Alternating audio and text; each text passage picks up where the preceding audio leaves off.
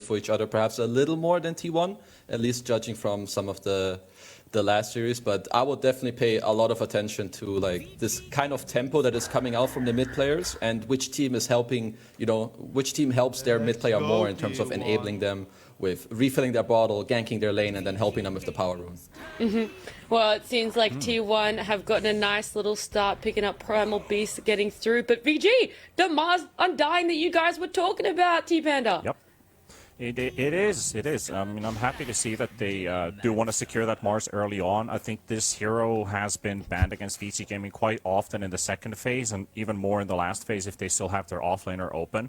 So, smart decision to pick it up. And I actually wanted to bring two stats completely outside of this game, related to the game, of course, because I just got info that Vici decided to pick Dire.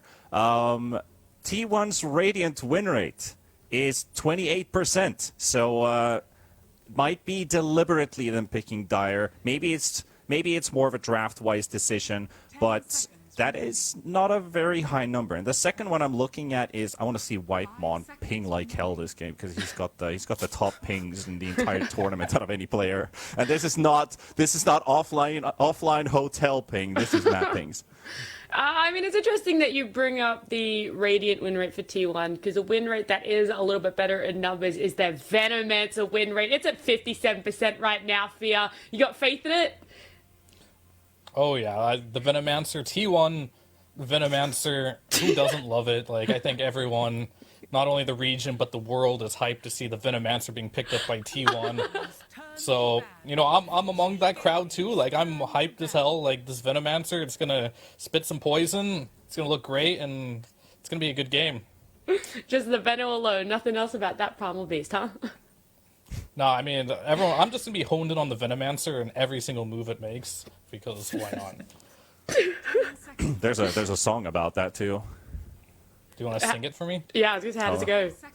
I'm pretty sure we're going to get copyright struck for that, so I'll dodge this time. Okay, we'll wait until the break. We'll wait until the game starts and you can sing it for us, T-Panda. That's how good T-Panda's singing is. We'll get copyright striked for it.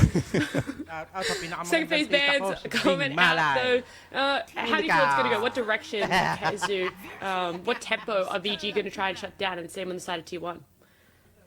I think what's important right now for Vici, right now they're just trying to protect their Mars a little bit, and I think in terms of their follow-up pick, they have a lot of teamfight right now with the Mars and Undying. Generally, also what Mars wants to have from his team is just follow-up damage, right? You want to drop your arena,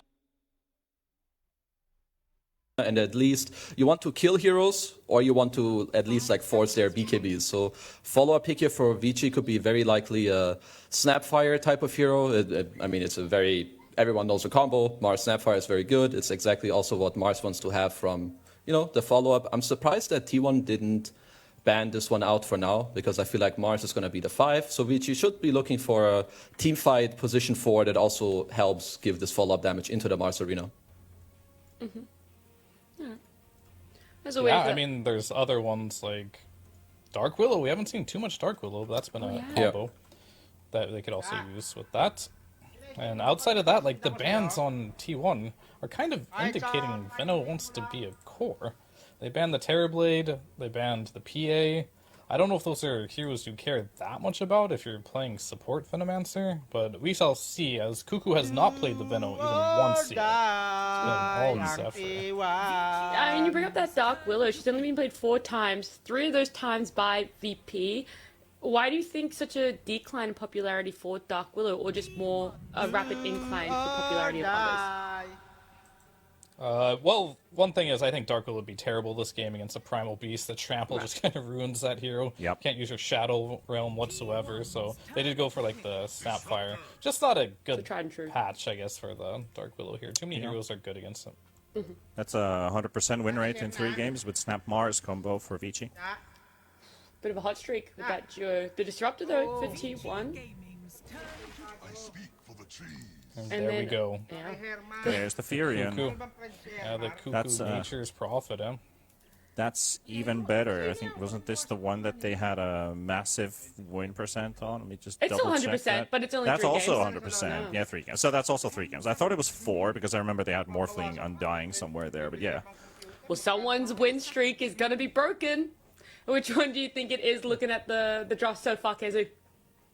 I really like what Vici have going, at least for now. So they also end up with us. So usually I'm a bit surprised when you see teams play Nature's Prophet. At least I think most of the time T1 have played this in the off lane.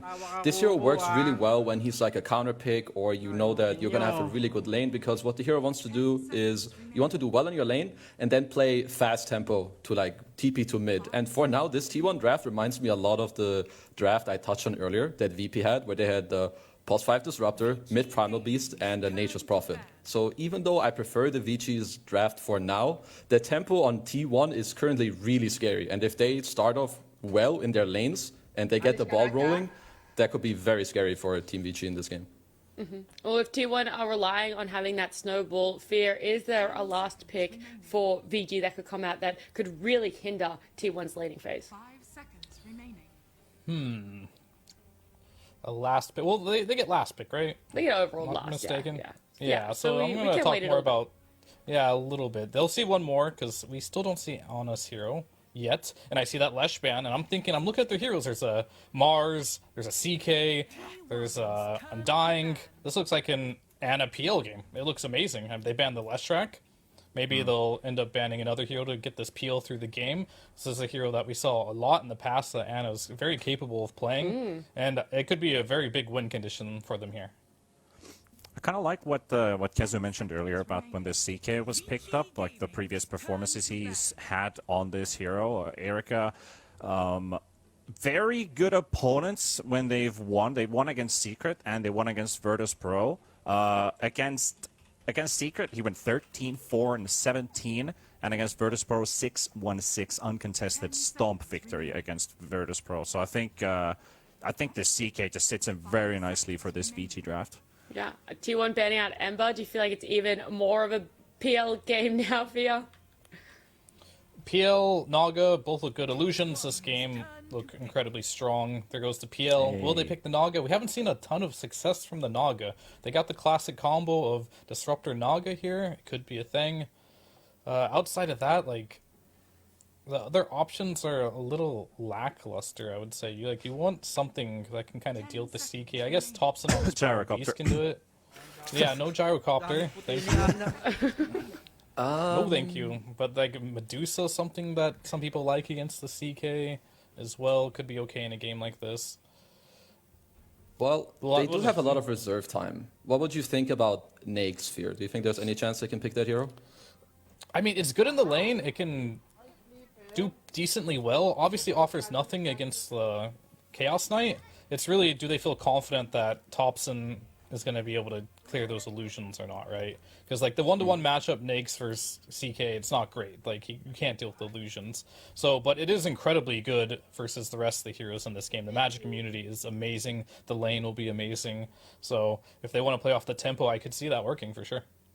Yeah, So I'm wondering if maybe they go Nags, or if there's a world where you swap the Prophet to carry if you want a new offlane, but I'm having a hard time finding this offlane hero. I feel like their best bet is to pick a new, like, just a hero for Ana. Yeah, I mean, things I'm looking at, like, could be the Nags, the Jug, Peel's gone. Maybe a Spectre could be in their wheelhouse. A Lone Druid's also good versus the Mars. Naga we talked about. It's kind of the heroes that I'm thinking that could be good. And Slark.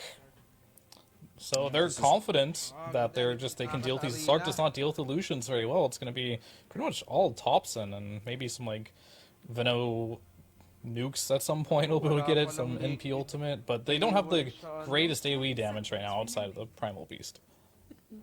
Yeah, it's one of their top 3 last phase picks usually. I was thinking Pudge for a moment, and I was like, nah, I don't think they want to pick Pudge in this game. And since you already got the Primal Beast, you're most likely not going Puck. Apparently Vici are going to go Puck instead. I kind of like this Puck pick in the end. I mean, adds more team fight, kind of controls this Primal Beast as well. We can dodge some of his abilities too with Phase Shift and the Orb and silence him up too, so he can't really grab anyone. There's a lot of nimbleness for Vici's draft, and I don't think this is too easy of a Slark game, like you said. Like, maybe he ends up getting controlled and doesn't necessarily get these good openers for himself, but I've got faith in Vichi's draft, and I kind of want to see Ana just prove why he can pull this Slark off. I mean, prior to this draft, we talked about T1 having to set the tempo, having the right lanes for themselves. Kezu, is this shaping up to be one of those games with that draft? Currently having a hard time deciding between the two. I feel like Vici have something good going for them. The Sark last pick is a little strange, but I feel like T1 have a chance in this game where in the mid game they just get 3 BKBs and Vici run out of damage. So I'm gonna side slightly with T1. Okay, and Fear, arbitrary numbers put out there. Who are you favoring? I think I have to go with Vici this game. I think the CK is should have a pretty decent laning stage, and he's just gonna start killing heroes this game. And if he gets out of hand, I think he can just carry this game. Alright, both teams appearing to have that potential for the snowball. We're a little bit split here on the panel, but hopefully our casters can be united as we jump into T1 up against VG. It's Danog and Aries. Yeah, thank you very much, Nat. Denog, it's time for the lower bracket quarterfinals. One of these two teams. Denog, it's time. We've got an incredible matchup between these two teams. One of them will be going home here. Vici Gaming up against T1. We heard the panel's thoughts, looking for T1 to play a quick tempo lineup, and for Vici Gaming, this is a squad, a 5-man lineup that has a lot of team fighting. What do we feel? Who do we think has the advantage here? Well, I just want to touch on Nat's point first. She says she hopes that we're united. When are you and me ever in agreement about anything? It could be, you know, our liking of food, anime, sports, and even it comes down to the Dota predictions as well. So I'm kind of like with Kezu. I don't know which way it's going to go. Like, it could very easily work out for both of them. The one thing I want to touch on is the point that Fear was talking about, in that T1, they look so much better whenever they're forced to, like, play around each other. They group up. They do a lot of things alongside of each other. And Slark, he's not one of those big, like, sit back in the jungle and farm styles, right? You want to make plays happen with a Slark. You want to get those permanent agi stacks coming up. And Nature's Prophet, he can join in. And, I mean, come on. It's Thompson playing the Nature's Prophet. The Primal Beast. He is going to be running at your face. So I like the style, at least, for the draft that they've gone for on T1. Not as strongly favoring the two supports. I know this is a pairing that they've done quite some time, but when it's against these heroes that are hard to kill, I really feel like this Venomancer Disruptor, while they provide a lot in team fight, it means nothing for pickoffs. So they're going to need to rely quite heavily on their cores to be able to make these pickoffs happen. And look at this, T1 already venturing aggressively into the triangle, trying to poke down Frisk, but Ana's going to consider otherwise about continuing in with the chase, so I think too much occurring early on. Looks like Vici Gaming will get off to a nice start, being able to secure 3 of the bounty runes, and I think this is going to be the matchup that we're all looking to keep close attention on. Mid lane, Thompson up against XM. XM had a incredible showing in his previous series versus Wildcard. We saw those, both games being able to find the solo kills, but Hobson on the Primal Beast is something that T1 have had a lot of success on. Yeah, for sure. I was actually favoring T1's draft coming up until this puck pick. I think it's exceptional. You've got so many heroes now that are able to create space to allow, this is a position for Undying. We've seen what Yamich has been able to do if he's able to get some of that farm and not just instantly feed his life away in team fights. But you've also got a Snapfire that doesn't have too many easy ways to be able to disrupt the Mortimer's Kisses. So CK, Puck, Mars all kind of want to be going in first. And check how many stuns T1 have. There's pretty much 0 outside of the Pulverize, right? So I think Puck is going to have a pretty damn free game. What do we make of the lane swap that we have coming out of T1 at the moment? Zephyr putting himself down bottom here with the Venomancer, and even Vici Gaming have Frisk as well, playing with the Mars.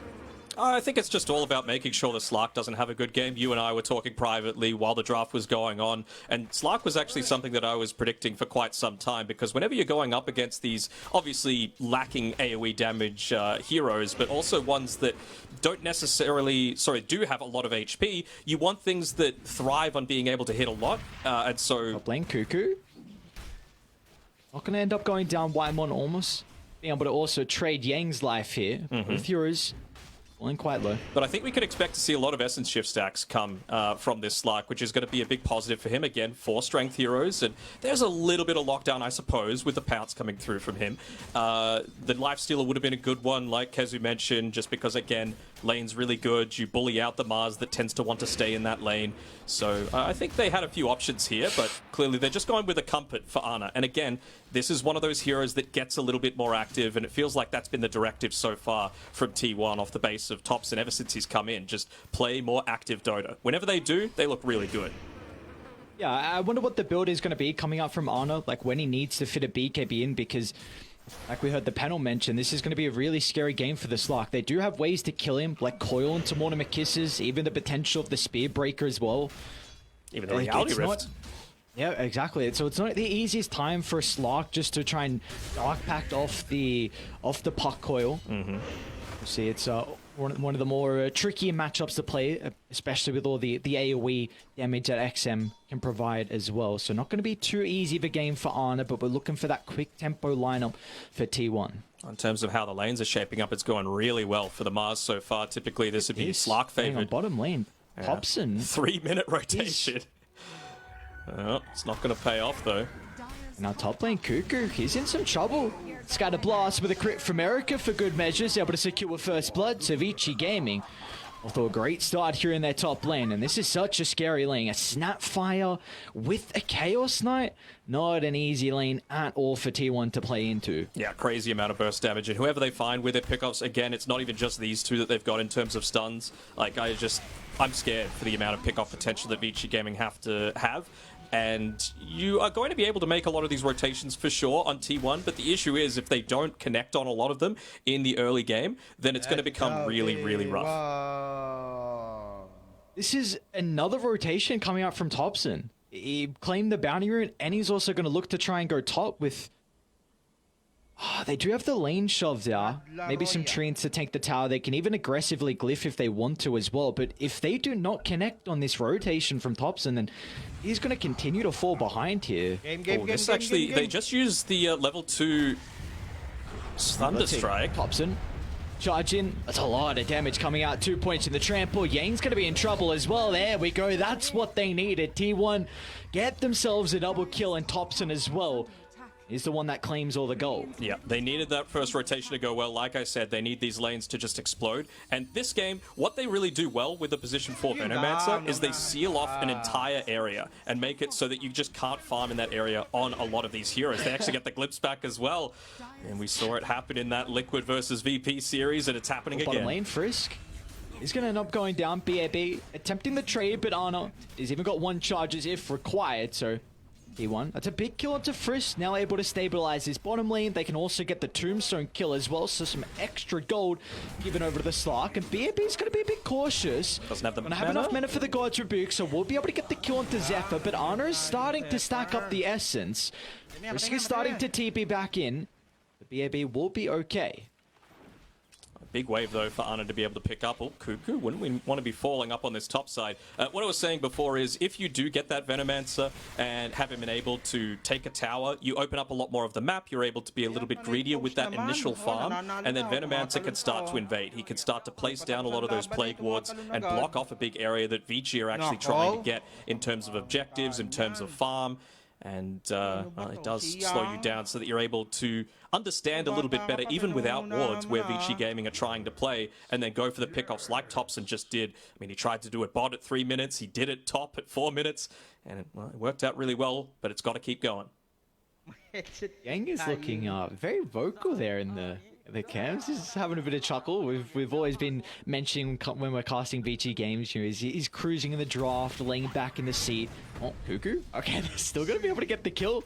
Abilities back up, and they even give him a tip as well from Yang. So there we go, just the man that we were speaking about, Yang getting involved to help out Erica. That's a lot of gold being going underneath this tower as well. Obviously, Zephyr's going to be there Whitemon's going to be there to soak up the experience, but Disruptor's not really one that you need to be securing all of this. So Cuckoo, he's going to come back, but just a little bit too late there. Big D ward from Frisk. It was a freshly placed observer ward from Zephyr. And even BAB is actually going to rotate. Look at the backstab coming through from the Mars. Zephyr's going to try and position himself away from the tree line, but it's just in the woods. It's not easy to do that at all as BAB finds an angle. And back to top lane, Cuckoo again. Just as soon as he steps a little bit too far forward away from the tower, Erica and Yang just blocking lock himself. onto the Nature's Prophet.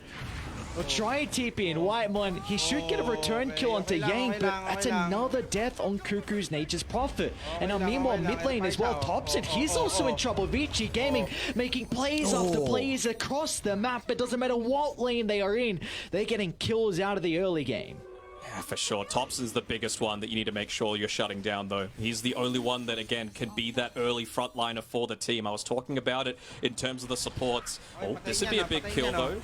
Do have a TP coming through here from the Snapfire just to try and turn this one around, and it might be another kill. Themselves, Zephyr. Nice Iron Branch block. BAB will still be able to cut through. Zephyr in the tree line is going to sneak through, but the creep sees him. They spy him out. The Thompson's arrived. Here comes the Primal Beast. Is going to try and catch up to BAB, and they'll do just that. So gold injected into Slark's Bank, and it looks like Thompson's even going to catch out Yang in the tree line as well. Another double kill for the Primal Beast. And meanwhile, top lane now. Gonna glimpse back Erica. Looks like they won't have any more damage follow-up though after the glimpse to be able to bring down the Chaos Knight. And look at XM, he's going to continue to rotate as well. We've already seen what Thompson can do in the early game, trying to put his own attention to the side lanes, and XM, he wants to get involved as well. Oh man, Cuckoo is really suffering on the net worth, though. Look at how far behind he is relative to most of the other cores there. And I mean, you could just see the main prerogative, XM. He's sticking up here on the top-hand side. They see him underneath the Observer Ward, placed up there on the cliff. So Cuckoo positioning very defensively, helping out with those treants just to make it not completely obvious. Obviously don't want that D-Ward to go off, especially considering how many times you've died. And, oh, that's a nice free kill from Thompson in the mid lane. Oh, nice. Just a classic Primal Beast thing, somehow diving under a T1 tower mid even when someone else is nearby. Love to see it. Up lane. Erica again. We saw the lack of damage proving to be an issue to bring down the Chaos Knight prior, and it might be the same case as Erica tries to turn it around, but the Sprout will block him in. That is a big kill for T1 to find. Yeah, Veno, space created at the time from Zephyr there. Just making sure that he's keeping these two heroes busy, and well, even nice little bottle refill coming. Wonder if they're going to look to commit all of their spells. They've got the Dream Coil available, and there's the Tombstone as well. Game's nearby too to try and pump in that extra little bit of damage here with the Scatter Blast. Let's see if Thompson's going to be tanky enough. That's not the case. Vici Gaming will shut down the slight streak that the Primal Beast was starting to pick up. Oh, another glimpse back. See you later, buddy. Well, This is... it's pretty big. It opens up the map enormously. You just had multiple heroes rotating towards the mid lane to pick up the kill on Thompson. You just committed a TP on the Chaos Knight. They're going to get that first little bit of information, although rotation's starting to come through here from Yang. They're going to get that bit of information with the Observer Ward, seeing that he is coming back to the lane. So you know that potentially once this tower goes down, you're free to make a rotation down towards the bottom side. And I wonder if they're going to go for it with Thompson down here with Arna. You can even TP in on Cuckoo if you need They're it. going to be cautious. Cuckoo, they tried to get the kill onto Yang. But it puts the Cuckoo Nature's Prophet into a compromised position once again. As they fooled Erica before, but he's going to get some revenge with that previous glimpse usage. Just got a little bit greedy there. I mean, I really do feel like if Cuckoo just doesn't overextend, he takes the tower and backs off, you're able to TP down towards the bottom side. Not that you needed it to kill the Mars, but that probably would have been a second tier 1 tower. Again, Mars isn't going to buy back this early. You won't have the glyph available, and you also had the CK, who literally could not TP there. So, a little bit of an opportunity lost, perhaps, for T1 to really start to open up the map for themselves, especially considering how much Cuckoo likes to farm on that Nature's Prophet. I don't think this game's going to slow down too much as well. We got 19 kills at the 10-minute mark. We've seen what T1 can do, and we were also mentioning it multiple times. Again, this is a lineup that needs to be very fast-paced. And, well, for Vici Gaming, they also don't have... They've got ultimates, but they're not the crazy long cooldowns here. Like we've seen XM already start to consider about rotating, so Vici Gaming definitely will be able to take fights early on still. They made sure to give the tome over to Zephyr as well once he gets that Poison Nova available against these 4 strength heroes and the puck, especially once he picks up that Blink Dagger. It's going to be so much more effective. Great haste rune picked up by the puck. Ooh, Zephyr. Well, he's going to pop it just to try and dissuade XM. Static Storm from Wyman. Look at the bait from Zephyr. Beautifully done. They'll try and lay down the ultimates from VG Gaming, but it's not enough damage to bring down tops. And off the right side, Arna's going to get involved as well. Finds Frisk left alone. So T1, they've got the numbers advantage at the moment. Arna's going to look to wrap around. Even Cuckoo wants to get in the middle of it all. BAB isolated from Yang. Couple of kills going the way of Radiant. Does look like Yang's going to be able to step out. No one to catch up to the Snapfire, but Arna, that's really important. To start getting involved, getting some permanent agility. Yeah, for sure. Multiple heroes going down. It would be a very different story if VG Gaming were, you know, in mid lane, up top, starting to put a little bit of pressure onto the map, but they just weren't. And now, with all these heroes rotating down bot, means that Ana is freed up to take this top side. There's no tower to play with. He's got an Observer Ward to help him out as well, to scout out some of those early ganks. It's really opening up this game for Ana to potentially carry it through for T1. Dire's middle tower is under attack. I was mentioning it before, that Poison Nova is going to be such value. You know, cancelling the blink when Puck eventually gets it, and the 4 strength heroes with the % damage. This won't be enough. I mean, you've essentially just... will it Might be enough. Oh my. Glimpse? Can they glimpse it back? Or the Thunderstrike? Yeah, you could bottle between them if he wants. But no Dream Coil's kind of a big deal. The seeds of fortune. How close to the Static Storm is he? Back up. All right. Maybe now they look to emphasize playing around there. Yeah, just look at Topson's positioning. BAB. They see the Nature's Prophet with Yang nearby. That's going to be plenty of damage. Really nicely done. They'll even enable BAB to get the kill. Yang making sure that he uses no spells because the Mars, of course, looking to try and get that early blink as fast as possible. It's a lot of their initiation. Zephyr. This is what I was talking about, though, with the Venomance. Not too many points in the Plague Wards, and he's going to back out after they drop the Tombstone. So that's a pretty big win coming through from T1. It might mean they're a lot more confident in fighting around that mid-tier 1 tower, considering they know there's no Dream Call for a little bit. They know there's no Tombstone, and they feel strong as ever. Yeah, Cuckoo even TPing in there, making sure they get the tower, and it's just going to open up the map even further. Even Ana, he went top. He's pushing into the tier 2 tower. So this is really good from T1. I'm liking how they're playing so far. So with the status quo of the game at the moment, 13 minutes in, it's a very minimal net worth lead for VG Gaming. Who do you feel like are the big winners at this stage in the game? If not for Cuckoo dying a lot of times, I would say T1 by far. I think that puts a damper on things a little bit, but you've hit some of the timings that you've really been wanting. Ana's got the Diffusal. Yeah, they found the stack. You said the Diffusal Blade before. You've nearly got the BKB. Well, he will have it. This is scary for T1. Yeah. Look at the positioning from Vici. They're wrapping on every single angle here. Are they going to get away from everyone? Whitemon, okay, they'll just get up to the disruptor. XM has to use the coil to cancel the TP. That was looking really scary for T1. With the position that Vici were in, they were almost able to cut off every single escape avenue. Nearly, you know, close only counts in horseshoes, Lockie, and I know you don't know what the hell that is, but you're just going to have to trust me for this one. All right, I'll trust.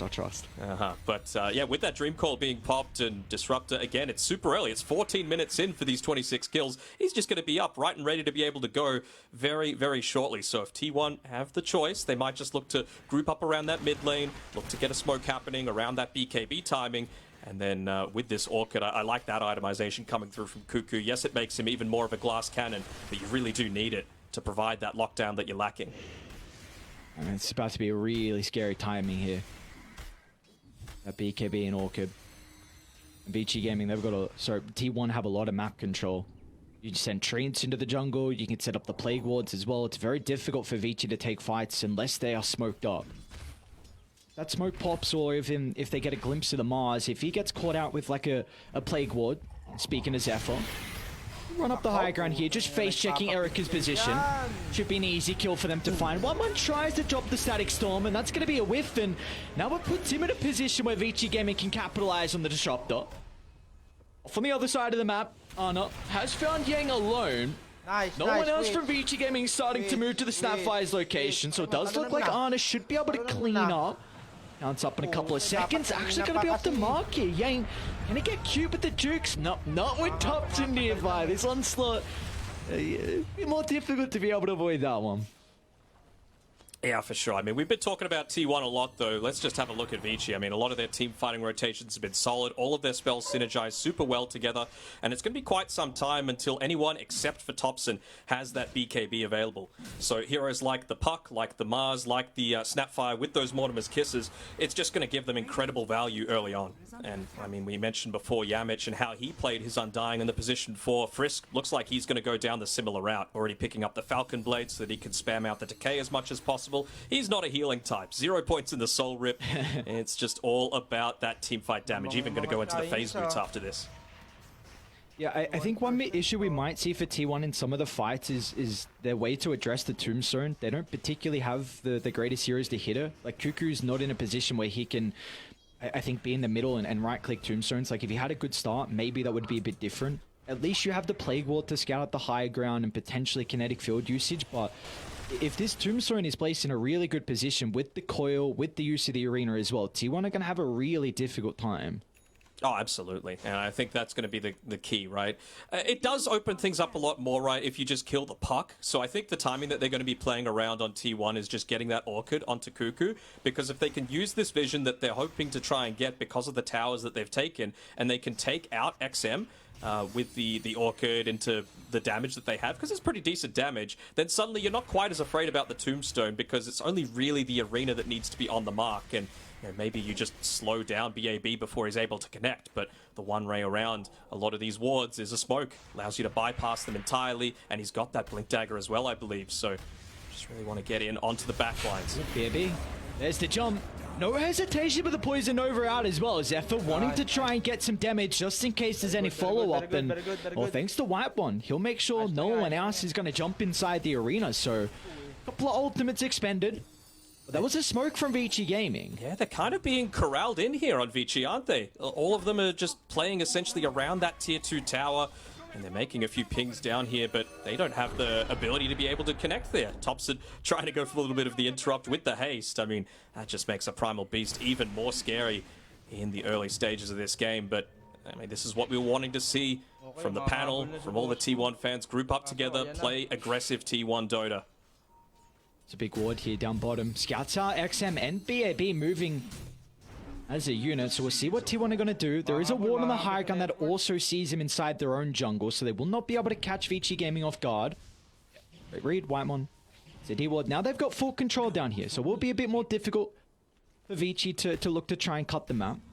Humans are creatures of instinct, right? You just look for those tiny little reactions. Did they change the way that they were positioning themselves in the lane just to make sure they could get the slightly quicker blink off, right? Just based on your movement. And Whitemon, he's one of those players that's better than most at being able to pick that up. So yeah, the instant D-ward happening. Ana, of course, you're a Slark. You're constantly going to be winning that vision battle. You've got the Venomancer for the free short vision wards on the high ground. And of course, the Shadow Dance passive just means that he can carry around a few sentries if he wants to keep a certain area completely blocked off from Vici Gaming. XM don't do it. He's got the BKB, so really not the hero that you want to potentially be going on to here.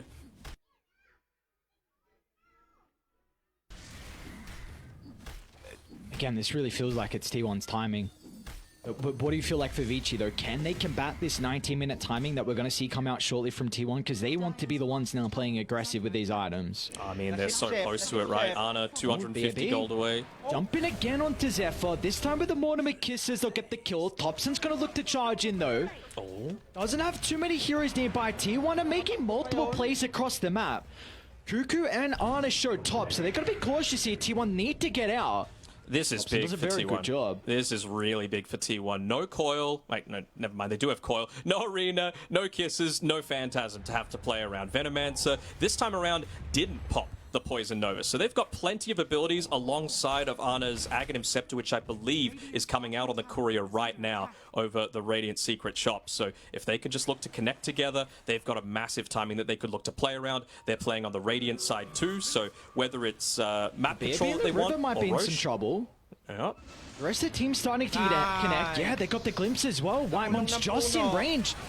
This kill might give them an objective now here for T1. Yeah, potentially Roche. Looks like they might be able to secure another as well. The Piggy not fast enough to be able to get away from the big bad beast.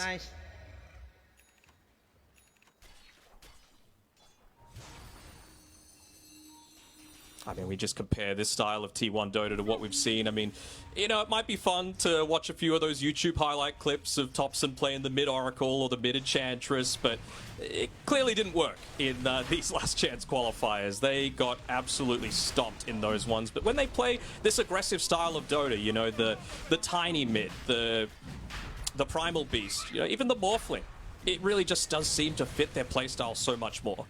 This is really scary for T1. Their ultimate's a backup on Vici. Someone needs to get here to kind of poke and spam some abilities so T1 don't continue to hit Roshan. They got all the Vici clips can loaded. contest this, but they got to be fast. Yeah, they're under the smoke, though. Zephyr's patrolling back and forth, not wanting to give it up The for positioning free. BFB is going to be in. Arena's out, but Aegis has been claimed. Ana's going to pick up the second life and look to pounce to retreat. As T1, they're happy with getting Roshan. They just need to cut their losses, and it looks like, unfortunately, Cuckoo with a sacrificial lamb. Generally okay with it. Again, they had to pop a fair few ultimates to make that happen.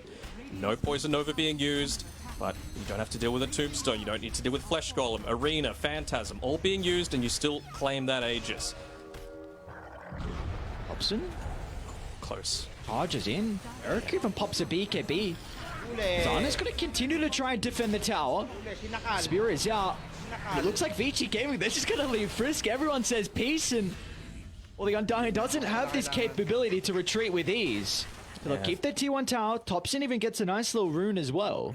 Yeah, Frisk is a bit of a voice line and a chat wheel spammer, so it's a little disappointed that he didn't return Topson's high five there as he was about to die, but clearly this series means so much for Vici, with it being an elimination series. As we look at that replay, it's a really good placement of the arena as well, just trying to seal off Topson and Ana from the rest of the team, but Ana, just with that Aghanim Scepter, he's able to get straight out of danger very easily. And again, it's only a couple of heroes that you're giving up, but it's for a big investment from Vici. That is a really big Corey snipe from Topson. He just got the, I think it was the completed Yule Scepter on XM. Yep. So they have 2 minutes now where they can kill this puck, and we're going to see Cuckoo try. But we're keeping out here. But yeah, Orchid going to give them insane value for now. You've still got 3.5 minutes on the Aegis. I believe Ana went and purchased the Zephyr. I'd Pretty still be close to the okay. tower. Yeah, Glimmer Cape. He's chilling. All right. Arena again. BAB. He's got a little soft spot here for Mr. Zephyr. Seems like all the arenas being used like that. Topson, early use of the BKB. They're going to be able to glimpse back Erica, though. Beautifully done from Whitemon. Finds a carrier Vici Gaming. Enough. Frisk is in trouble as well as the pounce connects. The Cookie's going to get no distance away for the Undying, and Ana's got another pounce to catch up as well. You know, there's moments on T1 where you get little glimpses of what made the OG squad of 2018, 2019 so successful. Just that one more mentality, right? Where they're able to connect through onto the next stage of the team fight and really break the ranks of their enemy team. And that's exactly what they did just then. Not satisfied enough just to get to the person that's closest. They use glimpse onto the person that was slightly further back, bring them back into the ultimate while they don't have that spell immunity. And then Ana, just with that super long pounce, able to connect onto one more. So 2 plus an objective suddenly turns a 2k net worth lead straight into 6. Now, what do we need to see out of Vici Gaming? Because T1 still have this Aegis for another 2 minutes, so they can continue to get map control. Do we feel like Vici just need to split up the map, or can they take a team fight into the Aegis advantage? I think you just got to give up this tier 2 top. I think you got to try and split up the map, see if you can get to that next timing. Puck really needs the Yule Scepter. Playing Topson, again they're onto Erica. We kept a BKB off for the last second. The right clicks need to come out. Ana's going to attempt to find them, but again, he won't be able to keep up at the moment. Pounce is up in a couple of seconds. Ana's going to look to go for Yang instead. Off of the left side, we do see Whitemon go down. It's a pretty decent retreat out of Vici Gaming. If all they lose is Frisk, they're pretty happy with that. That's real good. They were able to get a free kill as well. I mean, a 1-for-1 trade. You're going to be incredibly happy with that on Vici Gaming's side. And, well, they might be looking to try and get a bit of a return play here, but Cuckoo, he's even playing fearless. Doesn't look like they'll be able to connect in time. Is under attack. Thompson giving a lot of respect through, though. He's going into the plate mail next, realizing that, look, I'm going up against this this Chaos Knight. He's starting to hit pretty damn hard, even though we've been able to slow down that game a little bit on Erica. Into that Shivas as well is going to provide a lot of assistance against some of that lifesteal coming through against... Does he have any points in the Soul Rip just yet on the Undying? He's...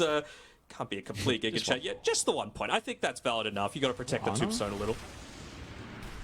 Misses out on the spear.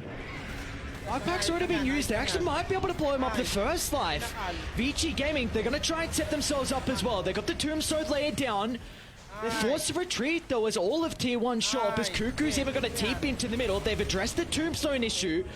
Ana's going to be cautious though, still playing with the Shadow Dance. He even has the Aghanim Shard to utilize as well, but Ana is caught out inside the corner with the AoE damage. It's not coming through fast enough as Ana will survive, and now Thompson's into the middle. The Pulverizer bring down one, they'll turn to Frisk, and they'll even catch out XM.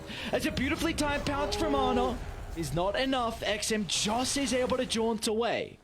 Yeah, you're having to play so much more passively on XM here than I'm sure he's used to. I want to see the fight recap from that one, just in terms of the damage, because I'm sure Zephyr would be up towards the top. Look at that damage from the Venomancer. Just Poison Over, that's all he did, but it just connects forward onto all of these strength heroes, and that percentage damage, especially now that he's level 12, just does an incredible amount here.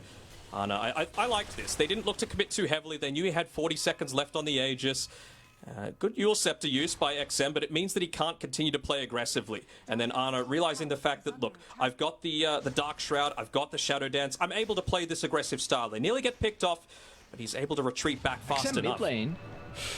Oh, yeah. Very close. Instead, Cuckoo's actually going to tip into the triangle.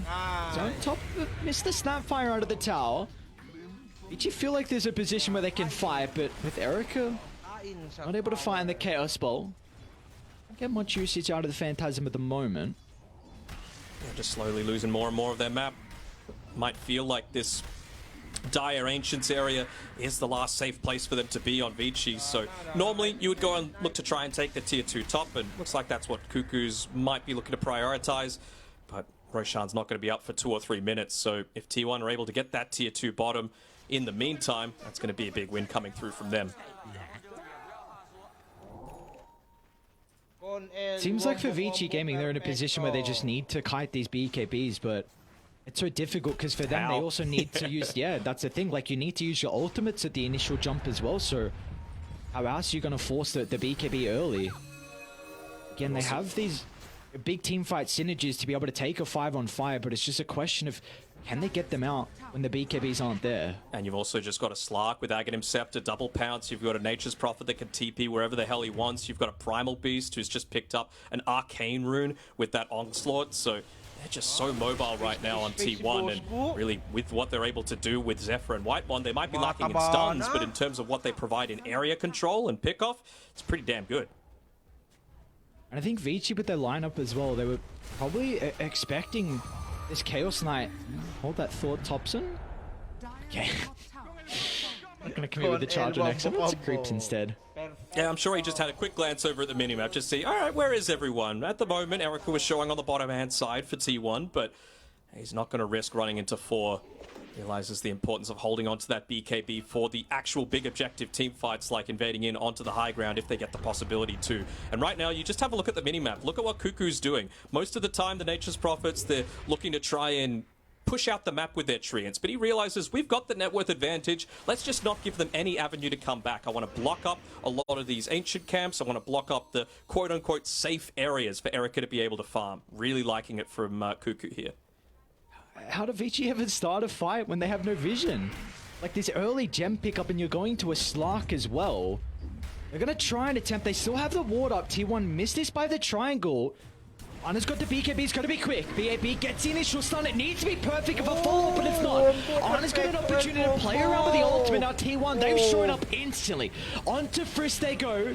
But can they get more out of this towards the side? Oh, yes, they can. Erica, he's isolated. The rest of the team wanted to back up, but Erica wants to go in. Now VG Gaming going to be able to fall as well, but the BKBs are soon to expire. Zep's about to controlling the Chaos Knight for the moment, and as soon as they bring it back down after the Euro Scepter, Ana can get all the right clicks out. They'll try back one of the keys and drop. VG don't have an answer as T1 find game one in the lower bracket quarterfinals. Woohoo! That is the T1 Dota that I want to see. Get aggressive, get out on the maps, prevent the enemy team from doing the big objectives that they want. Don't allow them to farm. And Vici, they just looked completely confused by this. This is night and day between the T1 that we saw in these past couple of series that they've been playing. I wonder if questions have to be spoken about now with how you deal with this primal beast, because they let it through. I mean, I say there's a lot that you have to ban out as well, but with what Topson can do early on for T1, those rotations to the side lanes, one of them didn't work out, but we saw still around the 4-minute mark rotating to top and at least trying to help out Cuckoo's lane because he was having a really difficult time.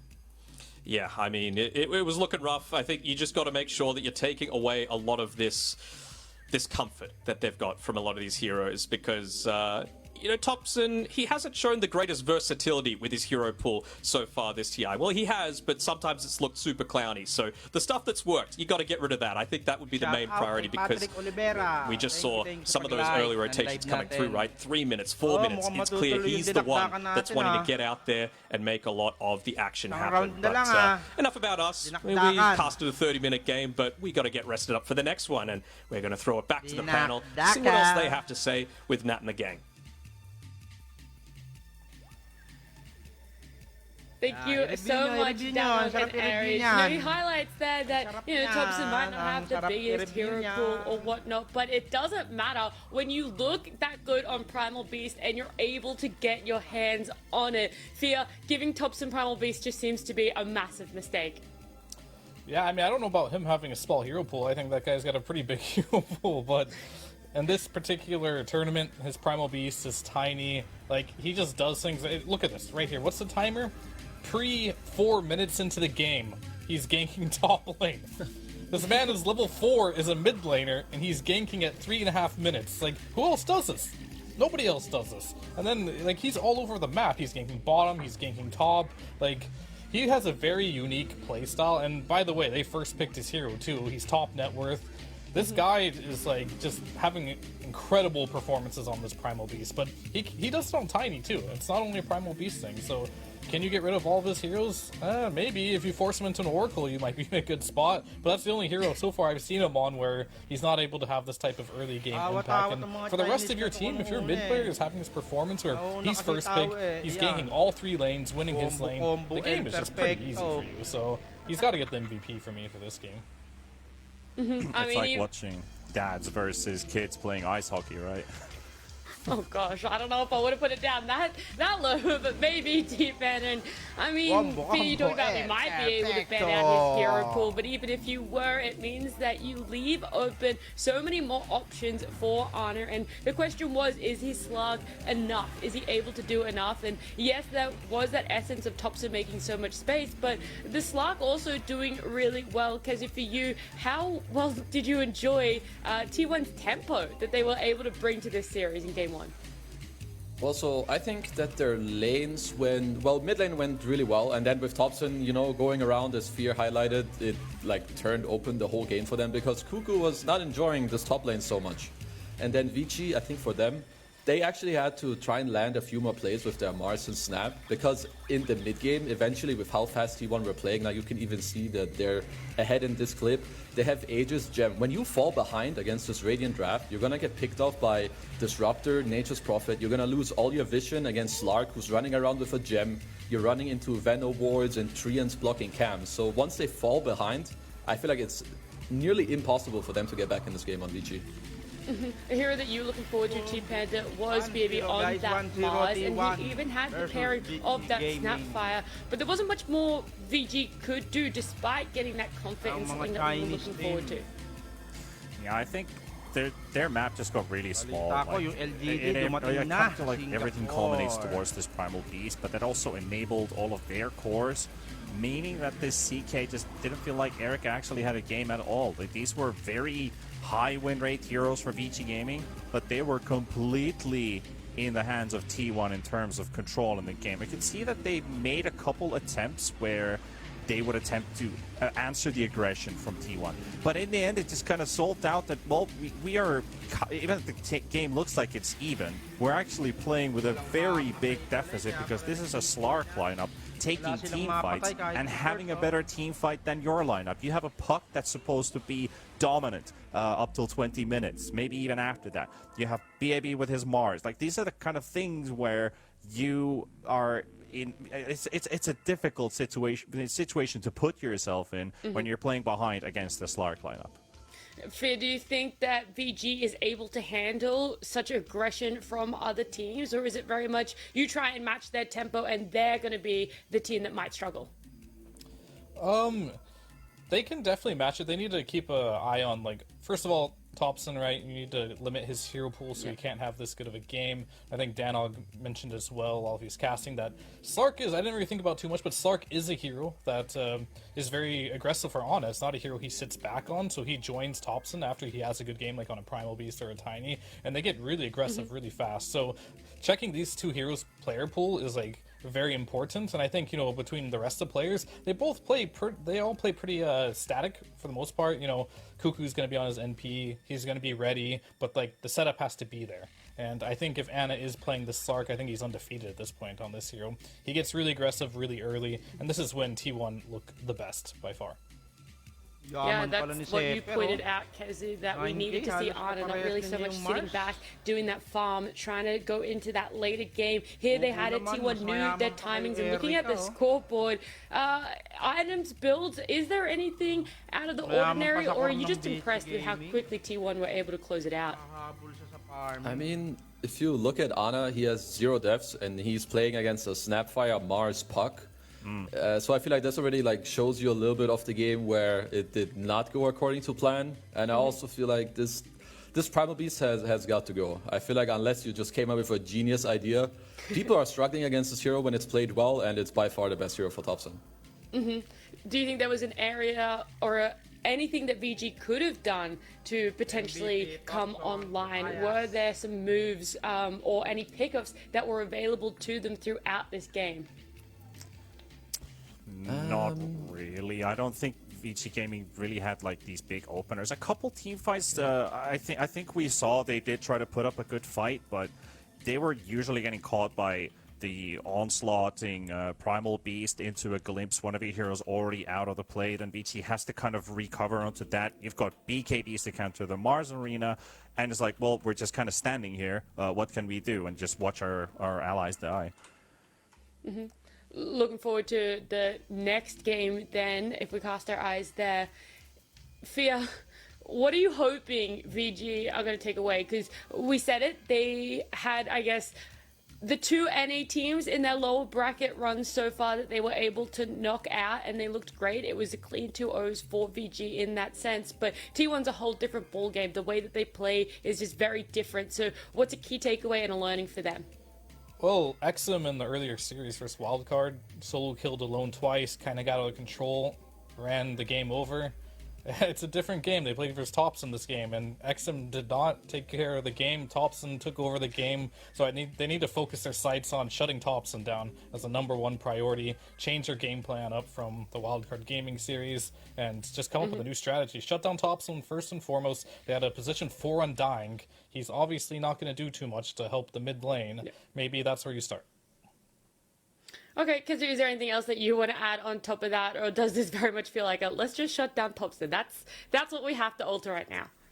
I would I would join that point for sure. I think just I would say first step, you take out the Primal Beast, and then second step, pay more attention to the mid lane. Maybe you can help out your mid hero. I think they did try to do that a little bit in this game, but T1 just made too many moves on them, and then it felt like they could never really go together and play their draft the way they wanted to.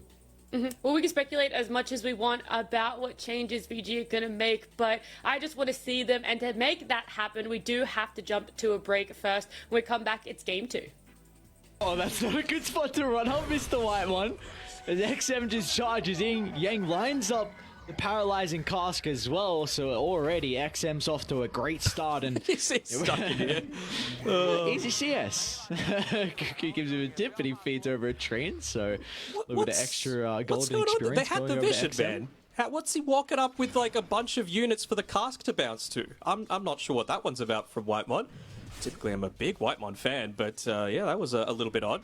I think up top they do have Zephyr playing the Clockwork alongside the Lone Druid. It's going to be really good into this Lycan plus Earthshaker lane, just because of course it makes Earthshaker's life horrendous, and it also deals reasonably well with the Wolves, right? Previously, with a lot of these summon units, you could just throw them in there and soak up a lot of the battery assault ticks, but now it actually deals double damage to them, so it's not quite so bad. It definitely seems like this is a lane that T1 can find kills. It's going to come down to, I think, if Frisk gets caught out, I mean, the Clockwork, not only in the lane, but in the game, has very good answers to the Earthshaker, so we've seen Frisk. It's something he's comfortable on. They haven't had the greatest amount of success with the Earthshaker nonetheless, but he is caught out of position. It's really going to come down to BAB's micro. If he can tank up his bottom lane, Whitemon, you were just saying, you're saying you're a big fan of his, and unfortunate for him to give over first blood, but at least he's going to be able to rectify that. There's a reason I'm a fan of his, is they're even able to bully out on the top side as well as mid lane. Topson is going to need to be a little bit careful. I mean, if there's anyone that knows how to play against a Primal Beast in mid lane, it's going to be him, though, right? He has had by far the most success on it, so he's just got to make sure that he's saving some of those cooldowns to be able to get the turnaround potential there, or just to disrupt that trample or the charge. It's all about finding the windows on XM to be able to go for those kills, because Tiny, early on, incredibly squishy. Yeah, we saw Topson in the previous game put a lot of emphasis on making rotations. Bottom, Yang might be in some trouble again with the right clicks coming through. This double range lane for T1, even into the double range from Vici Gaming, is proving to be a big issue for them at the moment. I think that's why it's working. Most of the time we would be like, oh no, you don't want to go double ranged, especially with your offlane pairing, but if you're into double range, you don't really care. And Erica, you're a little bit too far forward, my guy. You don't have a stick. Nice comes back from Whitemon.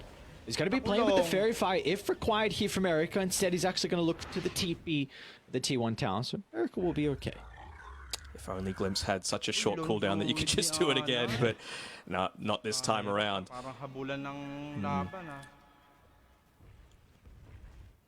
So the other thing that I'm looking for this game is just like, how are you going to be addressing the T1 tower, XM? Yeah, there we go. For the onslaught into the trample, but yeah, Topson just instantly used to the avalanche, and XM won't be able to continue to play aggressive and get the damage out on the Tiny. He's going to be looking for those level timings, right? As soon as XM levels up, he realizes that he hits a huge new power spike. So if you're able to deny that away, if you're able to just use a single spell, like this is a Topson going to be going for kills in this lane. Primal Beast so incredibly tanky that you're just not going to be able to take him down. So I'm sure he understands that XM's probably trying to mirror a lot of this movement that Topson was making in game number 1. He won't let him do it, though. He's just going to shove the wave in and force him to come back to that lane, because, you know, if you leave a lane against a Tiny, he does have those abilities to be able to spam it out. Yeah, do you think there's going to be an easier lane here for XM to rotate to maybe put his stamp on one of the side lanes? It's got to be the bottom lane, right? Like, he's already claimed the top bounty rune, so he's going to go there anyway, just so that he can get another. But again, you're going up against that dual-ranged lane, and it clearly hasn't worked out too well for them so far. Maybe he's just thinking, you know what, I'm good at a lot of things that Topson isn't, but I'm no 3-minute rotator, so I'm just going to get back and secure that water rune for myself and make sure I've got the ability to make plays. You were mentioning about bottom there with him potentially rotating. I think this is going to be later on as well in the game, but you know, when BAB gets Helm of the Dominator, I'd really like to see Vici Gaming along with XM put some emphasis to try and play with the Lycan, because if they can try and push this Lone Druid into the jungle, the powerful thing about this hero is that you're relatively self-sufficient. You can stay in a lane for a very long time. You don't want to be back in that jungle too early on. No, and the way that you counter the Lone Druid most of the time is that you just look to try and deal a lot of damage early on. And I mean, if you have a look at those heroes, like I mentioned before, you've got this Lycan and you've got this Morphling that want to be a little bit more passive. They want to be farming up those super early items. So a single pickoff for T1 can actually result in a lot, because we've seen how quickly Lone Druids can look to melt towers if they get the opportunity to.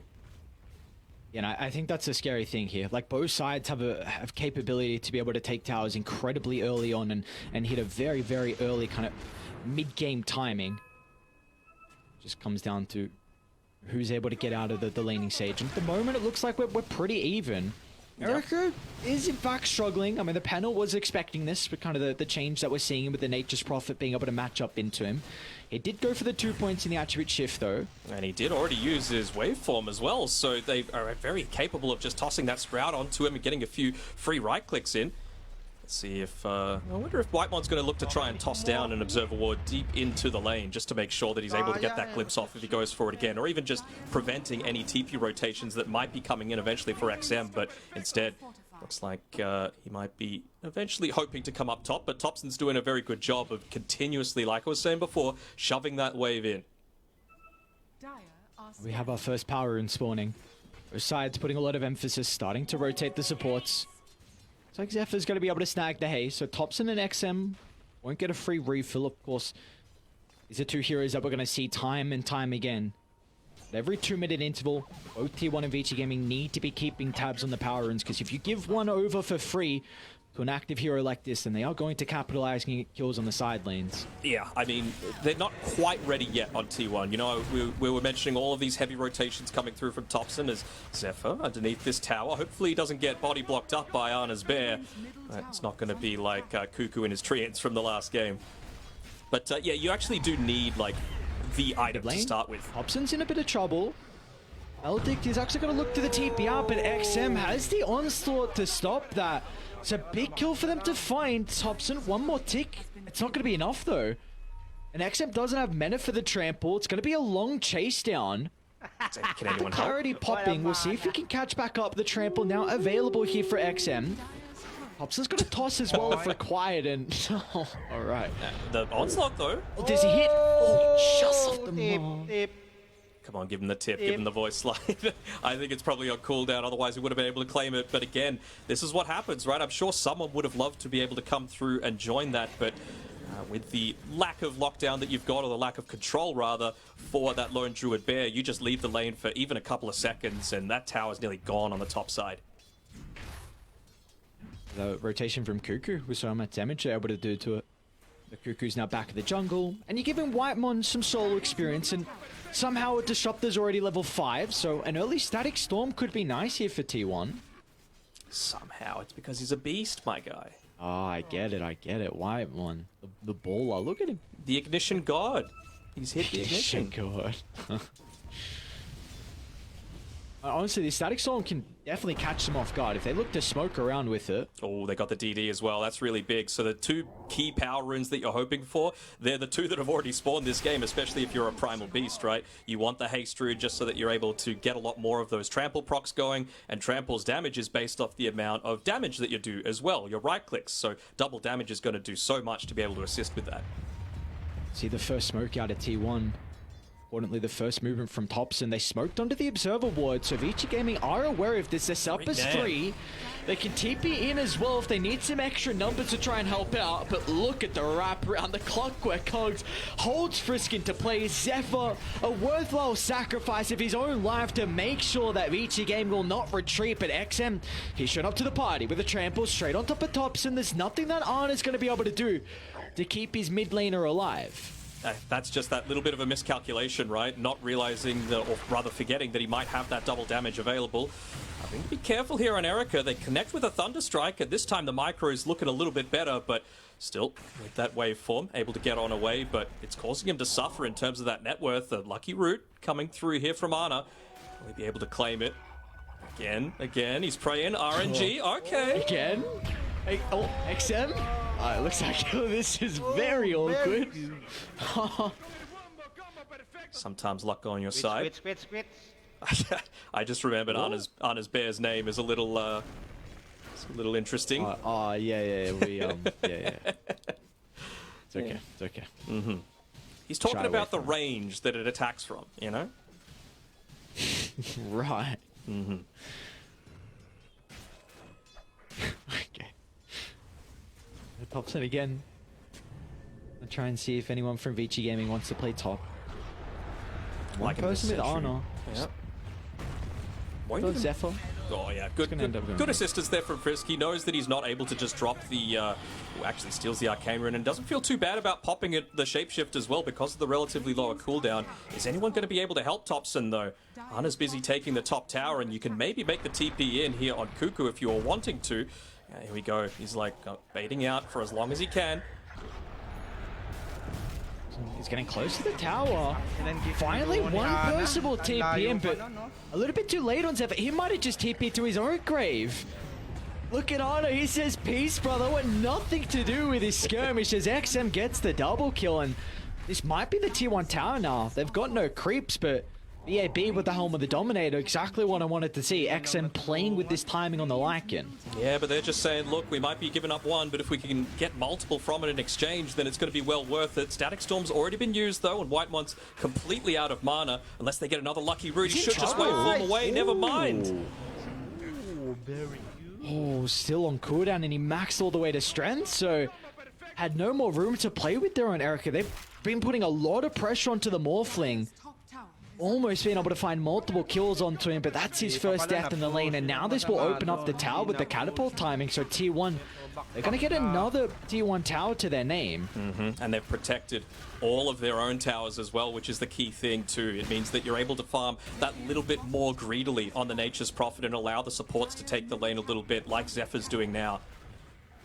And they just realize they don't quite have the fight potential to be able to defend their tier 1, but I don't think they're going to be too sad about that. They've just been able to claim far too much on the map, and I'm sure Vici are going to be feeling not too great with how their map presence is looking to be, especially considering you've got one of these heroes like the Disruptor where you have a good early game and he's able to snowball into an exceptional one. Zephyr though, another death.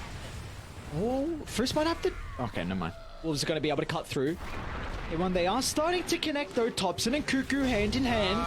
Pine is going to be able to get the combination up, but Topson's in trouble, especially with XM charging to the middle. Now he's going to pick up and chuck down the Disruptor as well, as they've got big Primal Beast issues. 7-1-0 is XM. We spoke about how important he was in their victory against Wildcard, being able to get off to very good starts against Alone in the mid lane. Game 1, we didn't see as much out of him, but this second game, he's well and truly performing. Oh yeah, for sure. And I mean, the thing is as well, that probably is a gank that could have gone a little bit better for T1, but again, just forgetting little things. You're going up against a Witch Doctor, you're going to go in solo on the Tiny, and Cuckoo unfortunately had one of his treants there, so the cask was able to bounce back and forth between the only 2 targets that were available. Chain locked him down, gave the Primal Beast the earliest and easiest possible trample opportunity.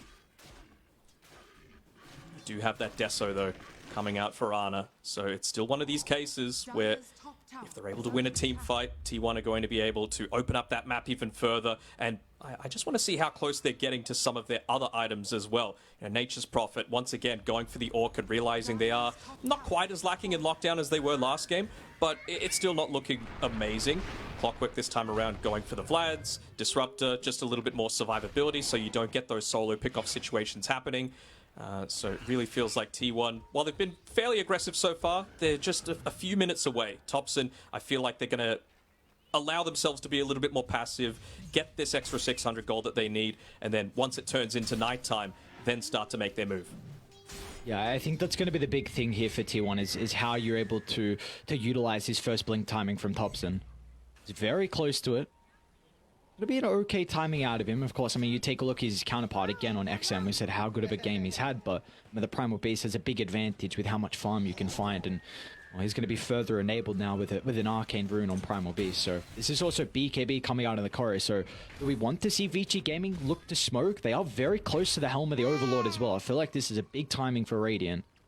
They are for sure, and yeah, I think they could wait for the Helm of the Overlord. I don't think you necessarily need to be consistently making plays with this Primal Beast. It's not like there's any amazing stuns outside of Topson's that you need to be too concerned about, but well, speaking of him, He's picked up that Blink Dagger, and right now, Zephyr, Whitemon, with the duo that they are, they just understand completely what's needed from them at all times. It's just about positioning to make sure they scout out these ganks onto Ana and make sure that he's not going to be just giving up his life for free. They are the sacrifices right now. You would love to be able to give the Glimmer Cape over to Whitemon, just to, again, enable a little bit more of that survivability, prevent a hero that the Primal Beast is looking to get onto with the trample, just surviving that little bit extra. I think for both sides, you really need to be considering about how you position on the map according to Roche, because both sides have the capability to be able to take it now. With Ana having Desolator completed, with the Helm of the Overlord, both sides will be able to bring it down really quickly if they get a pick off and if they win the team fight. So at the moment for Radiant, they've got pretty good vision around top.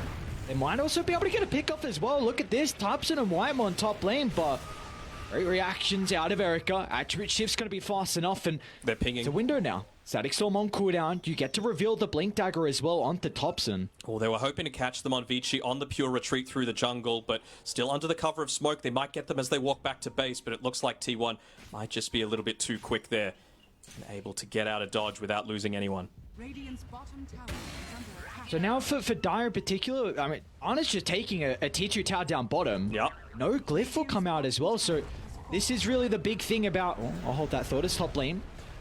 In the tree line, a bit awkward position for Zephyr. You won't really make him... No way. It's just no way, space. Zephyr. All right. XM, there we go.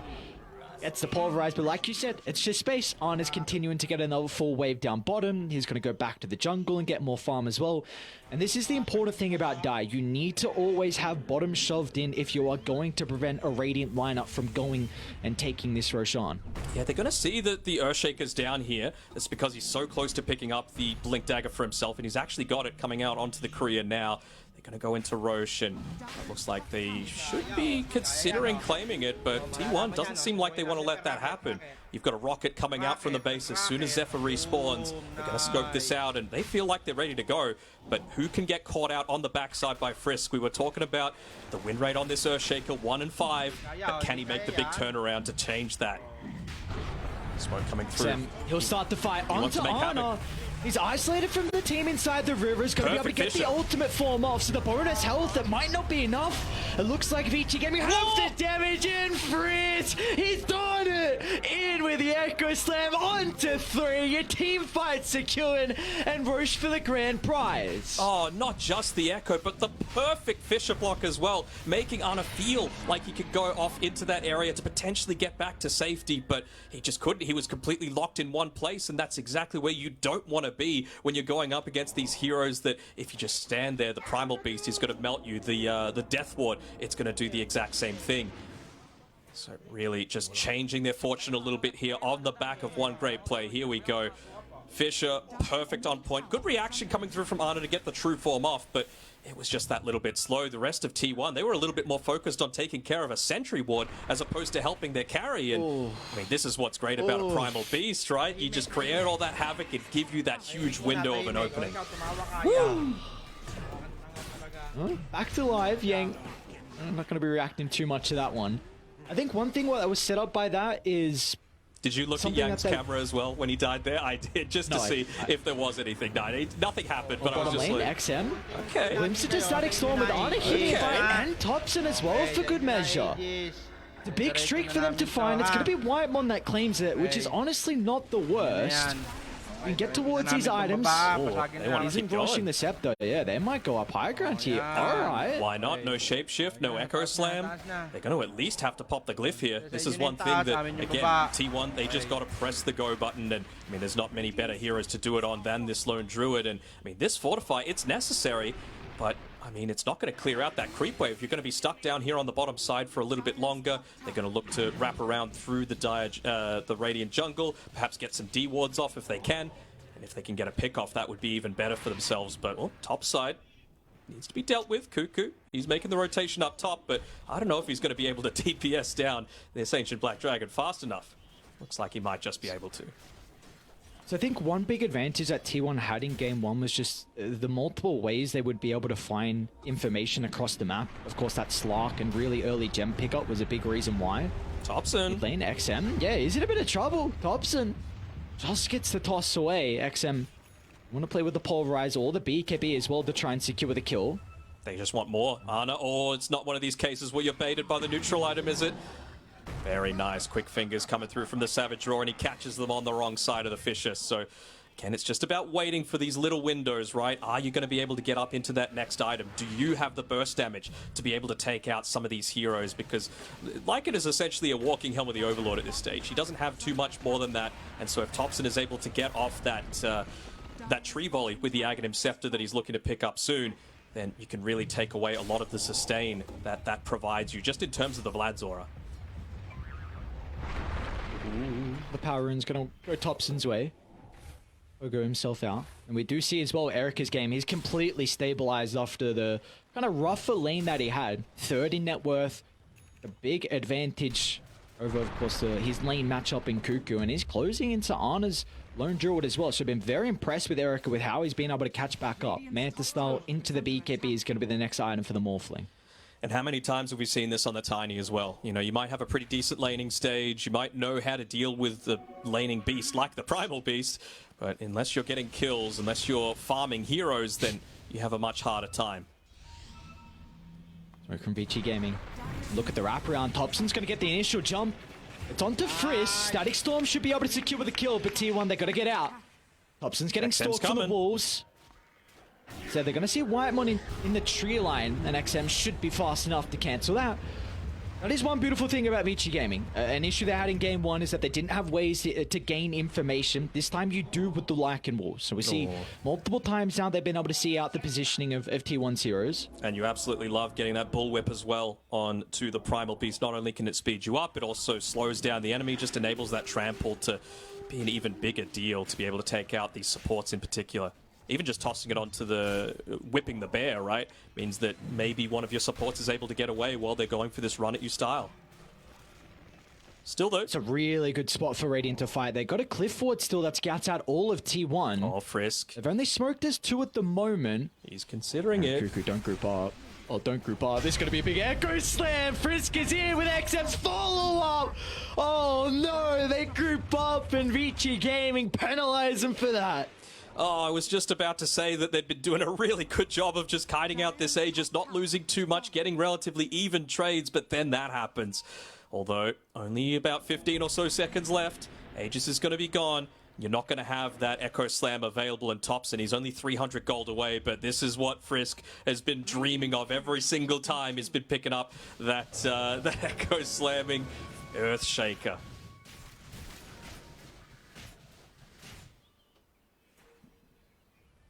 Pretty decent vision. I mean, we mentioned the cliff ward, right? That Vici Gaming have had inside of their own jungle. Well, this is a pretty decent one as well. I'm sure they're pinging up on the high ground saying, oi, help me out here a little bit, Lycan. Give me some of that vision. And, well, it looks like they'll be able to get the D ward off. So Vici now in a really solid spot. We saw the win probability previously, 75% in their favor.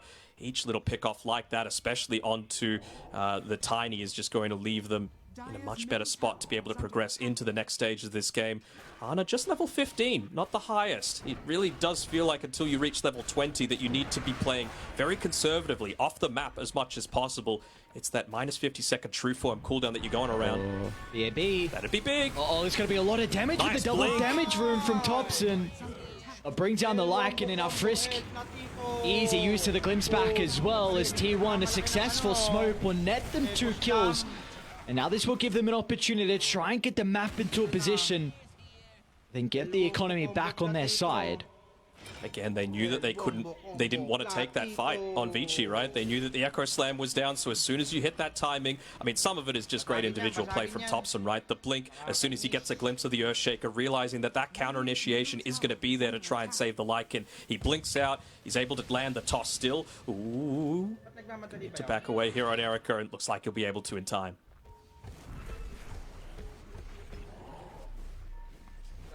So he would have done a decent job to be able to withstand some of the Aegis advantage from Vici. It definitely felt like it was more of a farming Aegis though.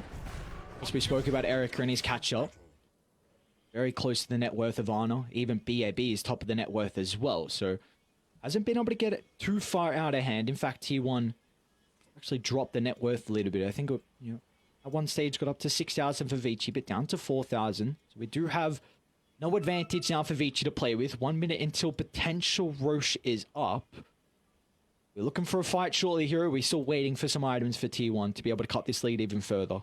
I think they're wanting to go as quickly as they can. You know, their vision on the map isn't that great, so I think that's the big thing that they need to establish, especially like in these few minutes before Roshan. You know that if you get some really clever wards up, not necessarily in the super obvious spots that are going to give you the greatest amount of vision, but just ones that scout out some of the enemy smokes in the lead up to Roche, because to be honest, it's the second one that's the most important of the game. That gives you the big 1,400 gold swing that comes with the Aghanim Shard, and I mean, someone like the tiny Thompson, he's going to be doing a lot of his damage from the tree volley, of course, but if you're just able to get a few of those consistent right clicks in after, you can just see what he's going through on his quick buy. He's going into the Daedalus, he's going into the BKB, so he wants to be able to consistently swing in the middle of these fights, particularly on top of the Lycan.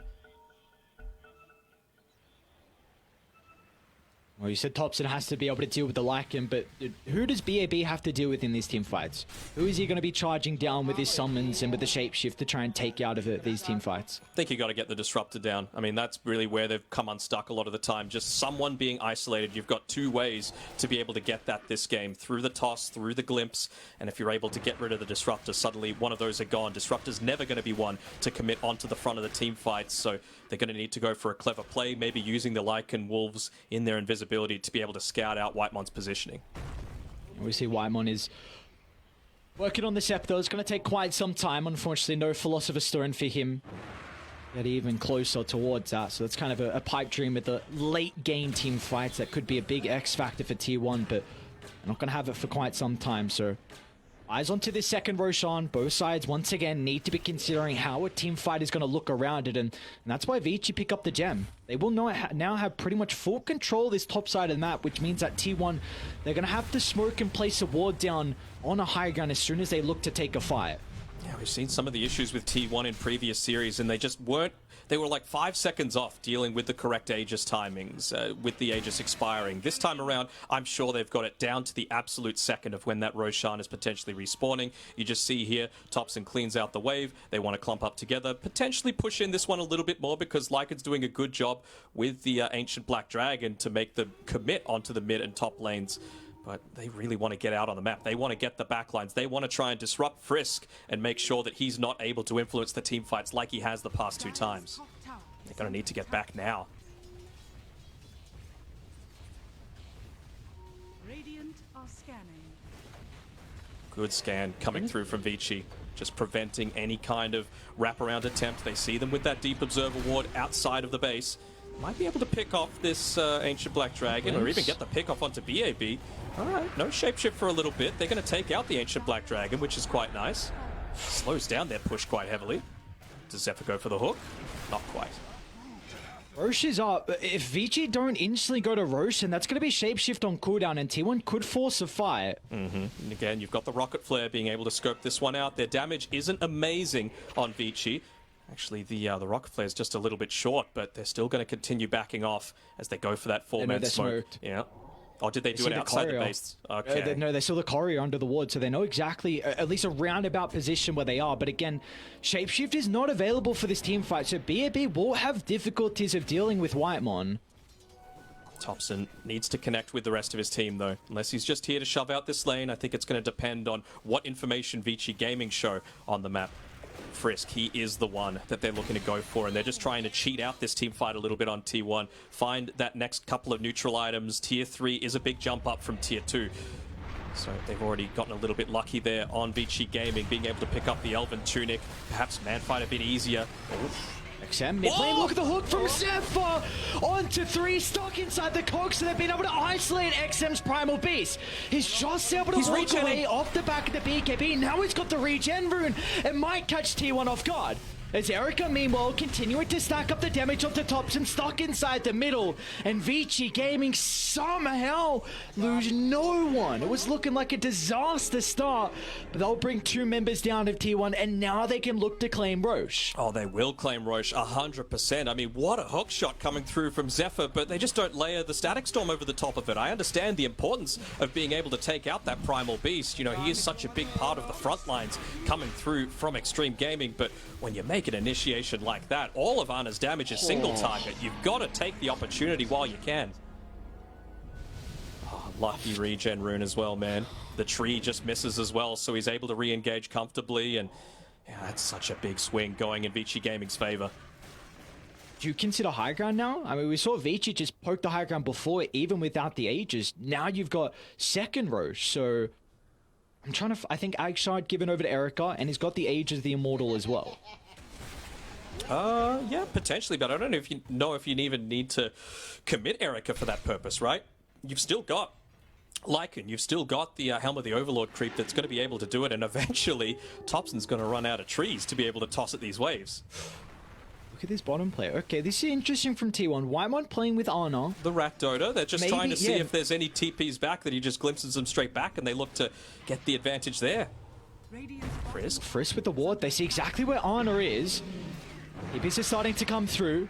Ana's going to turn with a Savage Roar. Cuckoo's even got a TP in, but now with Erica here, they're in trouble. A glimpse away the Morphling. But it slows them down. T1 successful in the retreat.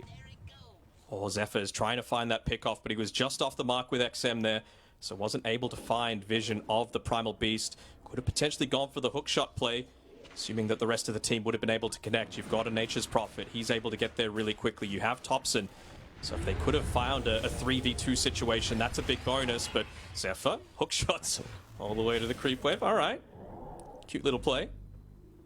But I like that T1 are understanding the state of the game and just saying, look, we can't play 5-on-5 Dota. That's just the situation that we're in. We don't have the tools to be able to take out this Morphling unless, again, we find the backlines, which is going to be pretty hard to do, or we go for this Rat Dota play.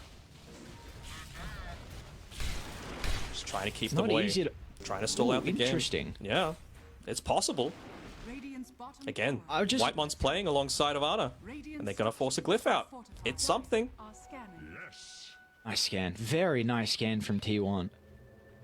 Wrap around attempt, but will not be able to catch him off guard. And even Cuckoo is going top. He realizes that this rotation is coming, and he's like, all right, well, I'm probably not going to die up here. Or if you could catch that courier, that'd be a big benefit.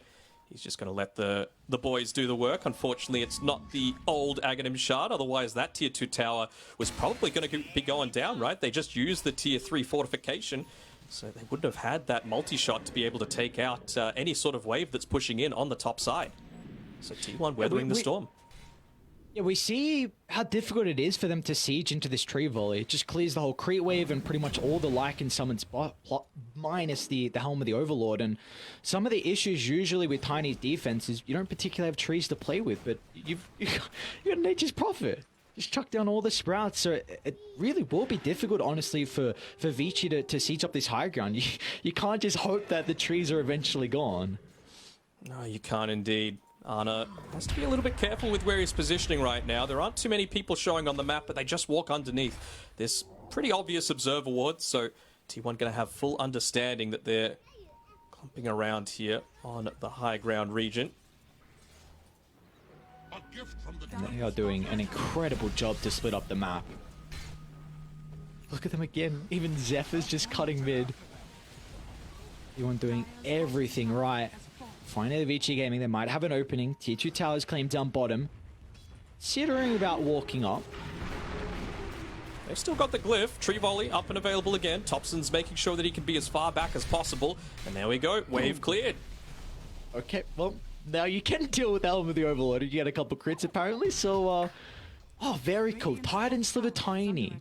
Oh, remember those days? God. Dude, alright. So, I felt like whenever we were watching a Tiny position 1, it was 100% drop rate for this neutral item. I legitimately swear, whenever it was a Tiny 1 in the game, it was written into the code that you had to get a Titan Sliver. Yeah, the Tiny Sliver. Another important thing just to note, Ana, he just hit level 20. So that means that you can afford to play a little bit more aggressively now, just because you've only got a 10-second downtime on that true form. So I think they might be looking to eventually rally around him a bit more.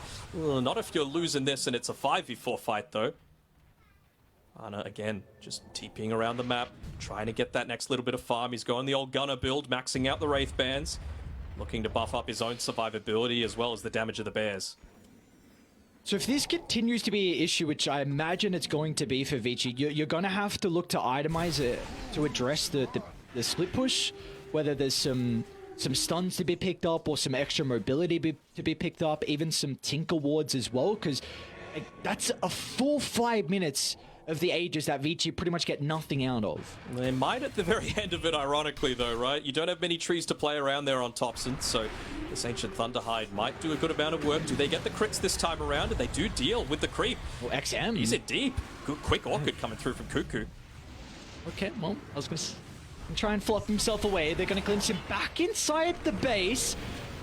Zephyr's found an angle onto Erica as well. Not the greatest person to target down at the moment. Well, Thompson's in trouble, but McCabe's going to be able to cover the retreat on the Tiny. Abilities being chucked out, a lot of posturing from either side. But Zephyr's able to get away from that big initiation. They're still probably going to be able to claim this, but it could have been so much worse for T1. Ana has to be careful with his bear there. They're going to afford to get the resummon. You can't go though. If hookshot's on cooldown, there's no way for T1 to start. No, maybe Thompson now you wants can. to be playing with the tree volley. No Clicks Aegis. back. XM's going to charge in. Look at the damage! Oh no!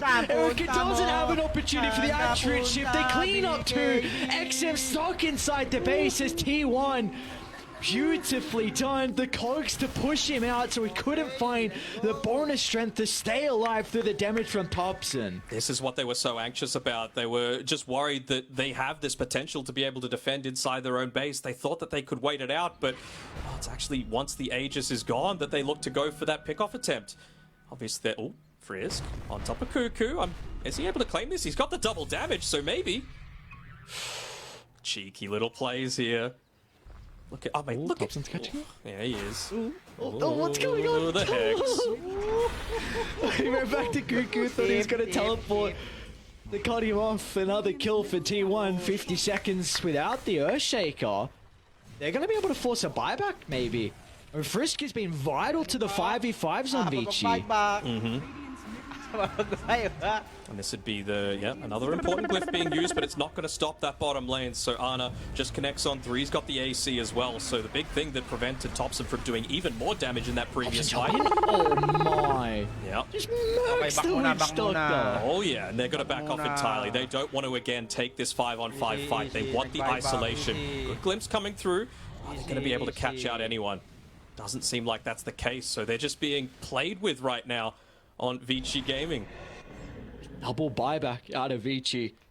And T1, That what an XP. incredible last, 7 minutes for them to kite all of that second Aegis to win the fight up top. Yes, you lose the melee barracks, but now the net worth lead is finally back on T1s.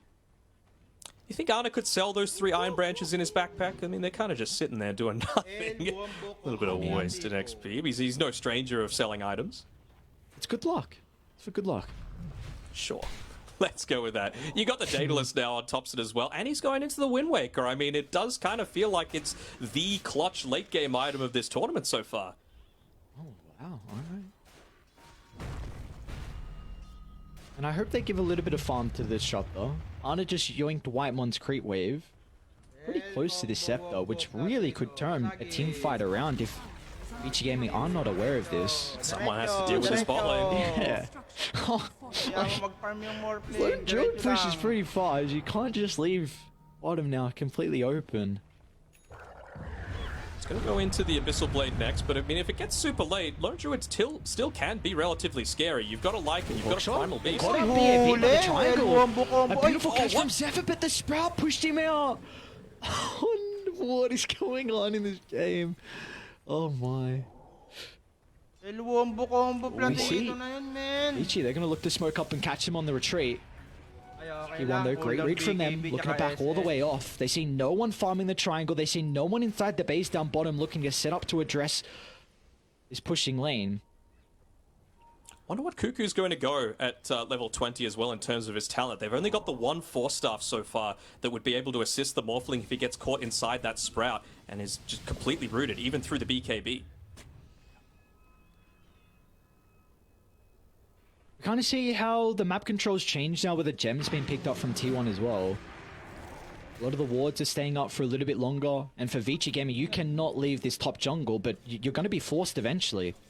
Again, this lane getting shoved back here from down bottom will enable T1 to reclaim their top jungle, and if VG Gaming lose this area, then it's going to make it very difficult for them to be able to set up for this next Roche. Balls of TP up there by Cuckoo. Their vision up on the top side, especially considering they knew that they were all there, is it's confidence for sure, and they're playing to win. They're not playing to not lose. They're not playing conservative Dota, and they realize how important that Roshan is. So claiming back their jungle, taking back the outpost to enable the buybacks, it's going to go a long way towards giving T1 that chance of moving on forward and claiming this 2-0 victory.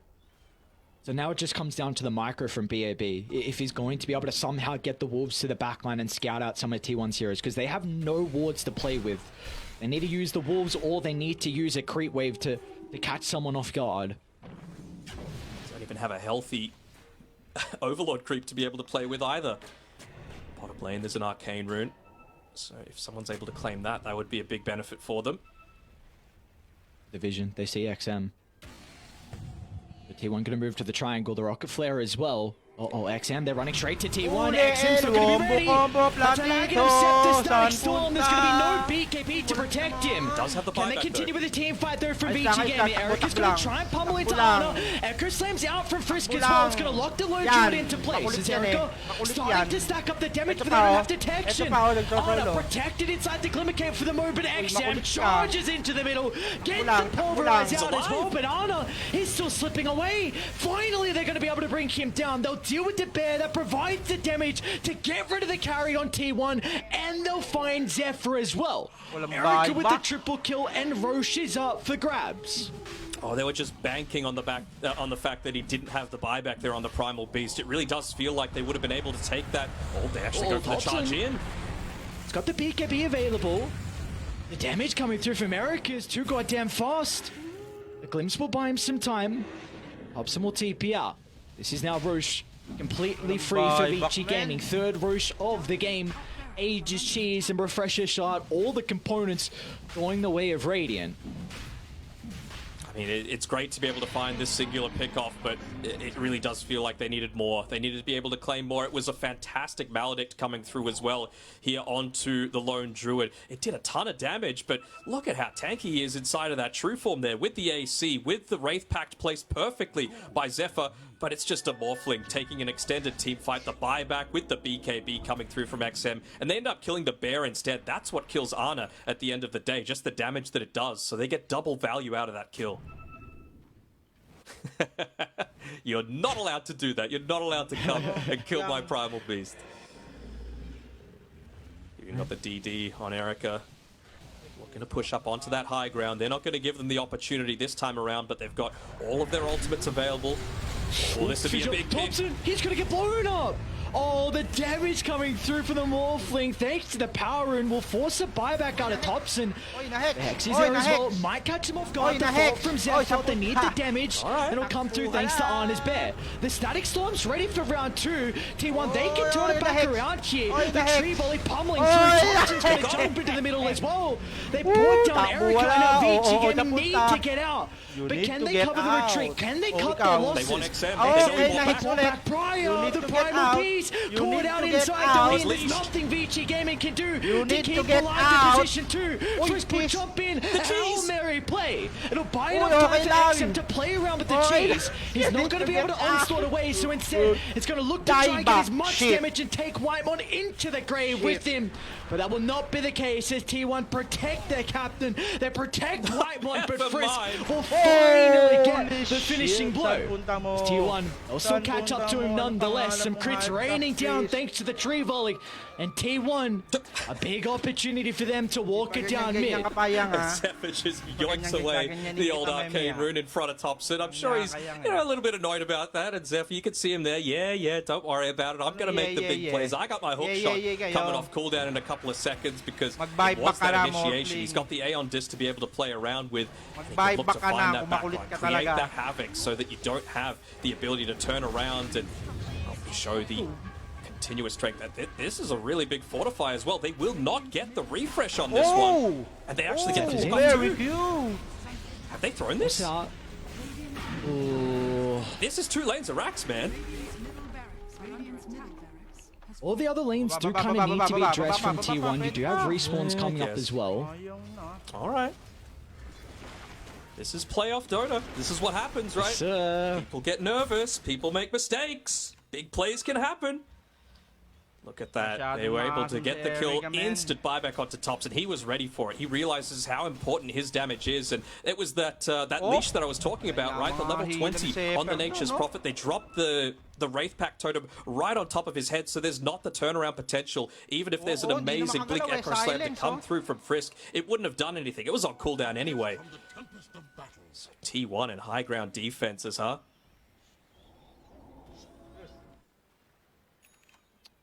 See if they can do it again, though.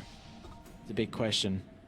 Whitemon is priority number 1. You brought it up before that BAB has to kill him through the fights, and I think it's even more prevalent now with this Aghanim Scepter. There is some big issues. If he's able to get a Static Storm off, even onto one core, they have plenty of damage to be able to pummel in the inside to follow with that mute. So Vici Gaming, you have to find Whitemon if you're going to be able to succeed in this next team fight. Are they trying to bait this one out? I mean, do they have the gem? I'm not quite sure if they could see the wolf standing on top of it.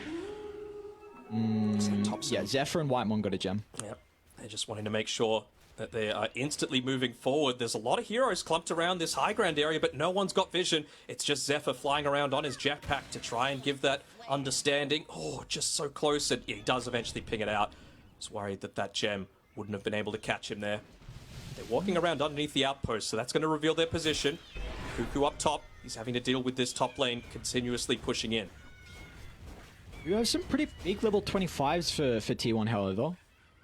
Honor with the Spirit Breath, and we see that Hobson's gone for the Avalanche cooldown. So he's got 4.5 second cooldown on Avalanche thanks to the Octarine.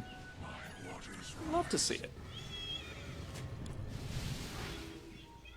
Spamming out Avalanches in the fights, Cuckoo. I'm gonna try and protect the ward. Fuck a Hex, maybe tell Yang to get away from my jungle.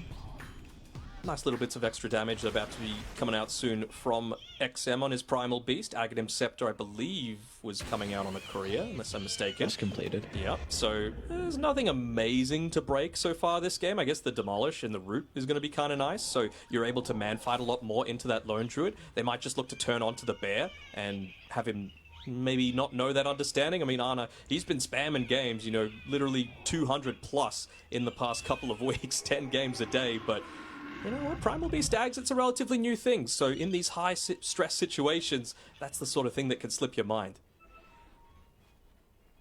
Spoke a lot just before about Vici Gaming and how they need to take the team fights of dealing with Whitemon, but what do we need to see out of T1 here? Who's priority number 1 in this next skirmish? I think it's still got to be Frisk on his Earthshaker, right? It's either got to be him or XM. You just got to have an inkling of what that buyback status is, and it's been long enough that you're going to have enough gold for it at least. Well, never mind the timer in about a minute or so, but XM doesn't actually have the gold for that purpose. So if they're able to find the pick-off onto him, sometimes it could just come down to luck with who you're able to catch out. Is that Zephyr's job to get on top of Frisk? I think it's the entire team. It's worth committing multiple people because outside of like the perfect cask, which Witch Doctor doesn't want to be super close into the middle of these team fights, what else other kind of like big turnaround is there? Oh, there's really not. There's not that potential if you group up. You're worried for T1. Maybe one thing to be concerned about shortly is XM's 25 if he does go for the polarized piercing magic immunity. I know it's single target, but in particular if a core over positions and then if XM's on top of him and then if Erica has enough damage as well, which you should on a Morphling at this stage.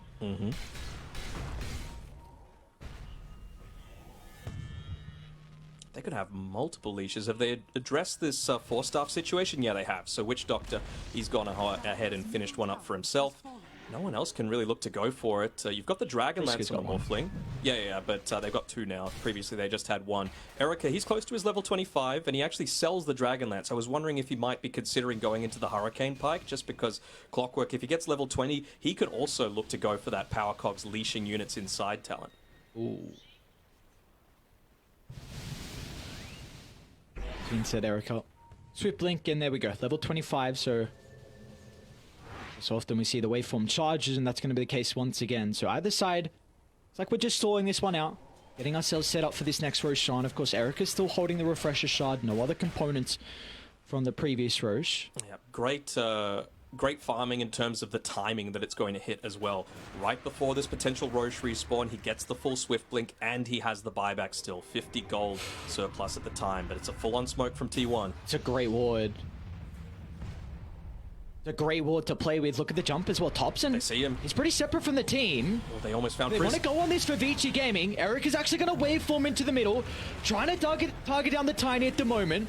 They won't have the damage as Thompson found steps Whitemon. out to the right side, but they've been able to deal with Whitemon. And it looks like T1 need to get out. Back towards a triangle. Zephyr is in a bit of trouble at the moment.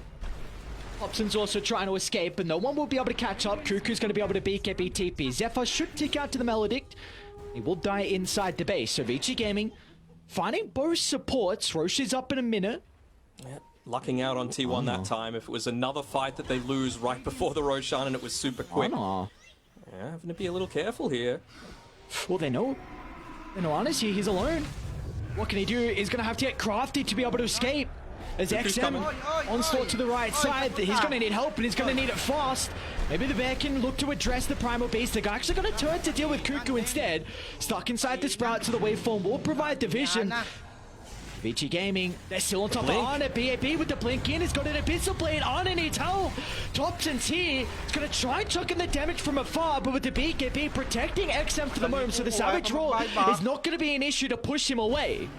T1 not wanting to buy back just yet. Another resummon from Arna. How is it going? The bash is in the control. Erica goes down to T1. They baited them. They set the trap inside the base.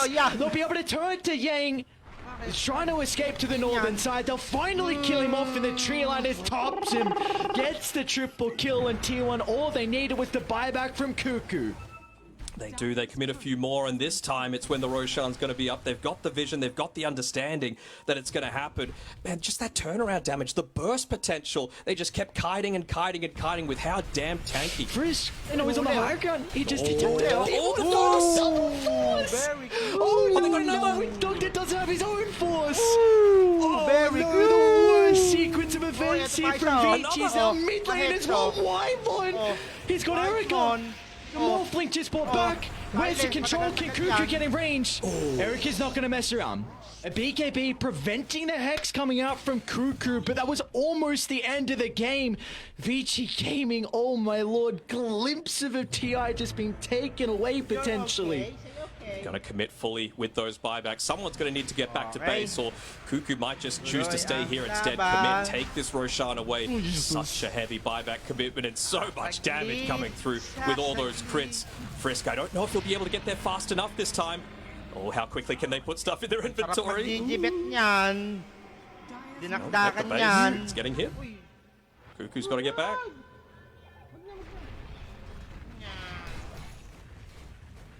Hit the siege creep, my guy. The siege creeps. I know the deal with Tower. Oh god. Alright, they gave Cuckoo Tome, so trying to get him his level 25. But they found the right target at the start here. Whitemon is easily the best target. Zephyr ended up hook-shotting through onto a creep wave on the other side. Tops are just using these little things, lucking out with the flicker there, bringing him forward a little bit just to be able to escape the range, kite out the fight long enough, force them into these areas of uncertainty where they didn't have the vision advantage. And then Arna, I wouldn't call this a bait. They just, yeah. It was just a little bit of an outplay coming through here. They thought they might be able to take out the bear. Arna, again, the level 20 talent coming in handy with that super low cooldown. Thought potentially they might look to go for that quick kill, but the voodoo switcheroo lasting 3 seconds instead of 2 now means that they don't feel comfortable enough to go on forward. He's laughing, he said, come on, come into my house, see what my boys have got for you.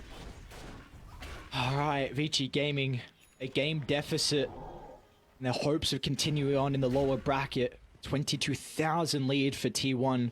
Probability is somewhat pretty even considering. I think it's just the rack situation. It's still slightly favoring Vici Gaming, and of course they're like, well, this is a mid-tiny. Not super great into the later stages of the game, but this is a Thompson mid-tiny. We've seen what he's able to do time and time again. 4,900 health you have to go through on the Tiny. He really wanted that quick pick-off. Got a spread. just so tanky on Dire. It's not going to be easy at all. We see Zephyr under the ward, but again, do you want to jump the Clockwork? Nope. Need a response. Otherwise, the Bear's just going to freely siege. And meanwhile, once the Bear's going to work, Zephyr's ready and Thompson's ready as well with a tree volley. Almost enough to bring down Yang, but Vici Gaming at least keeping the heroes alive, but the barracks will not be so fortunate. The only one with buyback is the Lycan, and I feel like that's nowhere near the main target for him now at this stage. There was a big period where a lot of the damage coming through from Vici Gaming was because of that Helm of the Overlord, both from the creep as well as the aura, and of course any kind of raw that you're looking to use on the Lycan himself. But now it does switch over to the supports, or even the cores. Honestly, we've seen so many times that Whitemon's been able to hit these amazing static storms, especially talenting heavily into it to be able to find it out. And of course the double static storm potentially coming through here. Looking to move on forward, catch out anyone that wants to push out this lane, because it's all melee essentially that they've got outside of the Morphling, and you can't afford to commit him to the front of the team fight. You're going to need a smoke here from Vici. The Rocket Flare and the Bear in the front line's just giving them way too much information. T1 know exactly whenever they're going to get the jump. Could be the last team fight. XM, chuck in, double fissure. Not the worst start, because Frisky have got the follow-up Echo Slam as well. They're going to try and block Thompson at the moment. A decent amount of damage coming out throughout the Pulverize, but Thompson's going to step out to the right side. But Vici Gaming, they've locked onto their target. Can they reset, however, on Rainy? Because Arna's still in the middle, trying to 1v1 Erica at the moment inside. The Sprout have been able to deal with the first side. Vici Gaming, can they set themselves up for round two? Arna's vulnerable. He doesn't have the boys nearby to protect him as XM trampling all over the Druid, and they'll bring him down, and now they'll turn to Nature's Prophet as Cuckoo just brought back. Be cautious here, T1. You can't continue to bleed your members. Such a heavy commitment to Thompson. He's got Whitemon nearby. Static Storm's gonna get look at Erica. He doesn't give a damn about the Static Storm. Erica just pummeling in. Left, right, and center. The answers out there now. Arna separated as well. T1 crumbling as Vici Gaming. They can walk it down. A Glyph will only delay this. I think we're going game 3. I think we are as well. It's going to need to be the biggest players of all time coming through from Clockwork and Disruptor to be able to influence this one. They're just trying to spam out those rocket flares, influence the creepos, make sure that you've got some level of backdoor protection, and BAB instantly just trying to make sure that that doesn't happen. Look at Zephyr. What's going on? He just wants to push the creeps, man. He doesn't have buyback. Ooh, he's in miss. Dude, Zephyr, how are you asking for a high five? You're about to lose the game. Oh, I must have found. Nice blink reaction. Ooh. No way, they all get out. They all got out. Oh, if the creeps got him, I would have lost my... Is this going to delay for long enough, though? They've got pretty good damage. Does Clockwork sell everything to buy the Scepter so that he can spam that rocket flare to push out the waves? I mean, he's not, but I wish he did. Oh, the team! Oh no, the team! Desperate times call for desperate measures. They're going straight tier 4s, and why not? Yeah, we're going game 3. Oh my, what was this game? It's only fitting we go the distance. T1 Vici Gaming game 3, you love to see it. Man, it can't be understated how good that was from Vici, just in terms of their coordination, in terms of their hero, their shot calling, and being able to find the exact target that they want at the start of the team fight in Thompson, force that super early buyback out of him.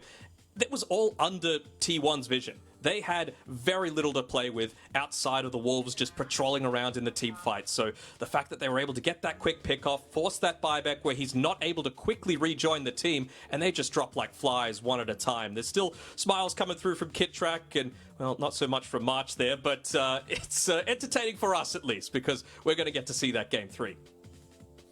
Yeah, I'm glad we're going the distance here, because it really wouldn't be fitting with, you know, some of these players potentially being in TI. I know it's still a long road having to make it all through the lower bracket, but I mean, one person in particular in the China scene who was out for a little bit of time, Frisk, really the X factor, what felt like in a lot of those team fights, especially the early game as well. And he He loves the Earthshaker. Vici put a lot of priority on it. They haven't had a whole lot of success, but this game in particular, we saw a big reason of why you give Frisk his Earthshaker. Definitely was a key component to their Game 2 victory. We're going the distance here, Denok. The panel is ready to break down Game 2, so we'll send it over to them.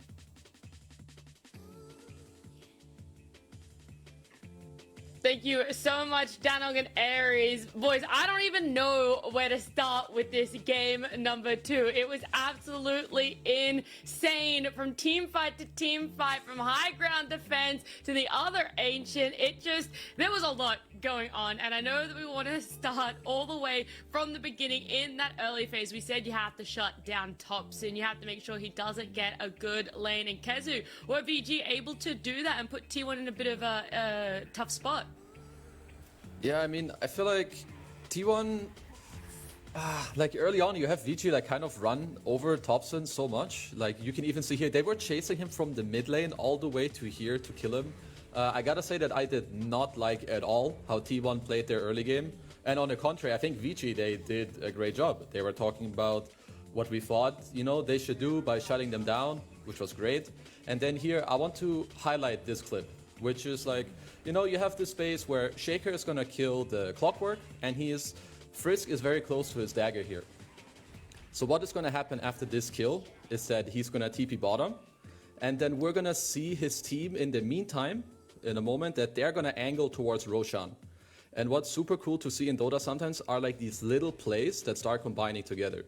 So we can skip ahead to when the team is going Rosh. Right now you have Frisk bottom, he's farming the Blink, and he's gonna end up slowly connecting to his team here. And now look at this, the Fisher is on point, it blocks off Ana, and now after he TP bottom, ran back to his team with the Blink dagger. You need to watch him in the bottom, he waits patiently, his team sets him up, and bam, you have a 3-man Echo Slam. They're gonna win this fight, take the Aegis, and to be fair, I thought that this game at this point was kind of a done deal. But then this game just kept ping-ponging back and forth. It was actually insane. Yeah, I think I was in a very similar boat when I saw that one. I was like, oh, okay, I might get ready. But no, T1 were able to reel it back despite how good Frisk was on that Earthshaker, as well as them getting to pick up that Primal Beast. Fear, for you, did you expect it to be this long of a game? It ended up going to 56, almost 57 minutes with the team fights playing out how they did. No, I mean, it was mainly a lot of Rat Dodo, Cuckoo on his Nature's Prophet, Ana on the Lone Druid. They're ratting it up pretty hard this game, and what held the base defense, it was Thompson with his Aghanims on the Tiny. Every time they tried to go to the high ground, I guess we'll see it here too, like, this Aghanims was such a pest for them. They would just melt the morph. This guy only has a Daedalus and the Aghanims, and throughout the whole game, during one Aghanims tree volley, he was getting kills. Another cool thing that we were doing was that Cuckoo would leave a Sprout on the ground to give trees for Thompson for like more ammunition there. It was a really cool play, and the ratting was really good in the base defense with the Aghanims on Thompson. It was really well played, honestly. They delayed this game for a long time, and that's kind of how like they got back into the game. Unfortunately, they didn't end up winning the game. This last team fight here, the Morph was a bit too strong. They ended up getting a really good initiation on Ana here, ends up dying immediately. Thompson died immediately as well. Now Ana's just surrounded by 4 heroes, doesn't know what to do. Dies here, and then we've got like a plethora of like diebacks here, and then Vici just casually end the game after being down like 25,000 gold here. So bit of a throw here at the end by T1, but Vici, they always had the heroes to be able to make these big team fights happen, and they finally found the avenue, and just shy of an hour they closed this game out. Yeah, that was a really cool interaction. You brought up the Tiny being able to use the Sprout for the trees, because when we saw Thompson play Tiny earlier today in that secret matchup, that was definitely an issue he had, not having the availability to the trees all the time. But this final fight, as it's still going on, I know all the way up until about the 40-minute mark, they were practically 45-55% on the win probability. But for you, T-Panda, did it always feel that even? Could it have gone either way the whole time we saw game number 2 play out? I mean, it was a great analogy that Fear said about giving ammunition, but I think they just gave them the wrong size shells there at the ending parts of the game. But still, I think this game could have gone either way. Like, we saw some of those moments where T1 would be able to wipe Vici Gaming. In most moments, it was where Morphling got blown up in a matter of seconds. And that's how fast the scales of balance basically shifted. it could have been a Vici game all the way. It could have been a T1 game to finish off in the end, but that we saw in that last fight, they were spreaded so wide they had barely anything to throw in. Morphling has a free time right click, and we know what that leads into. Even the Ana Bear is not strong at that point to deal with it at that stage. So a well-deserved victory for Vici Gaming. A lot of people would have probably said GG when the time they were pushing at the bottom and they didn't have buybacks, but that was a fantastic defense from them. Now everything clicked in that team fight for Vici. 100%. I do want to highlight the Ana Lone Druid a little bit more and hear from you, Fear, as a Lone Druid player yourself. I mean, yeah, I mean, he played really good. Like, he was, like, the top net worth this whole game. This is a rare game where Thompson got shut down in the early game. Vici put a lot of resources into that, giving Ana the space, and he used it really well, got extremely farmed on his Lone Druid this game. The rat potential was really, really high as he stayed in this bottom lane for a long duration, forcing glyphs out, continuously forcing the TP down there, and really prolonging this game. So he played a good Lone Druid. I'd love to see him play it a bit more. Even though they didn't win this game, it was still a good hero for them.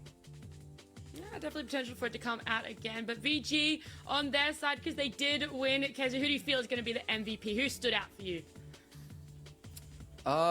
I would say in the early game, maybe the Primal Beast, but then in the later stages of the game, I think both Frisk and BAB had an insane impact with both the Earthshaker, with the, you know, the spell usage, and like, and I also like his item build a lot. He had this Blink Dagger with the Abyssal Blade that came in a lot to help deal with the Lone Druid and also help deal with the supports in the fights. As I have to mention one last time, this Disruptor hero, even though it lost in this game, it's actually looking insane in every game where I see it. I totally agree with Kezu. Like, both, not just Frisk's gameplay with Shaker was really good, but you cannot say that a specific player, a specific hero didn't perform in this game, but that Disruptor was just absolutely nuts. And T1 also showing the potential of the hero, understanding how to play with the Disruptor, and it just kind of, it was a really good draft for them. But in the end, I mean, I did...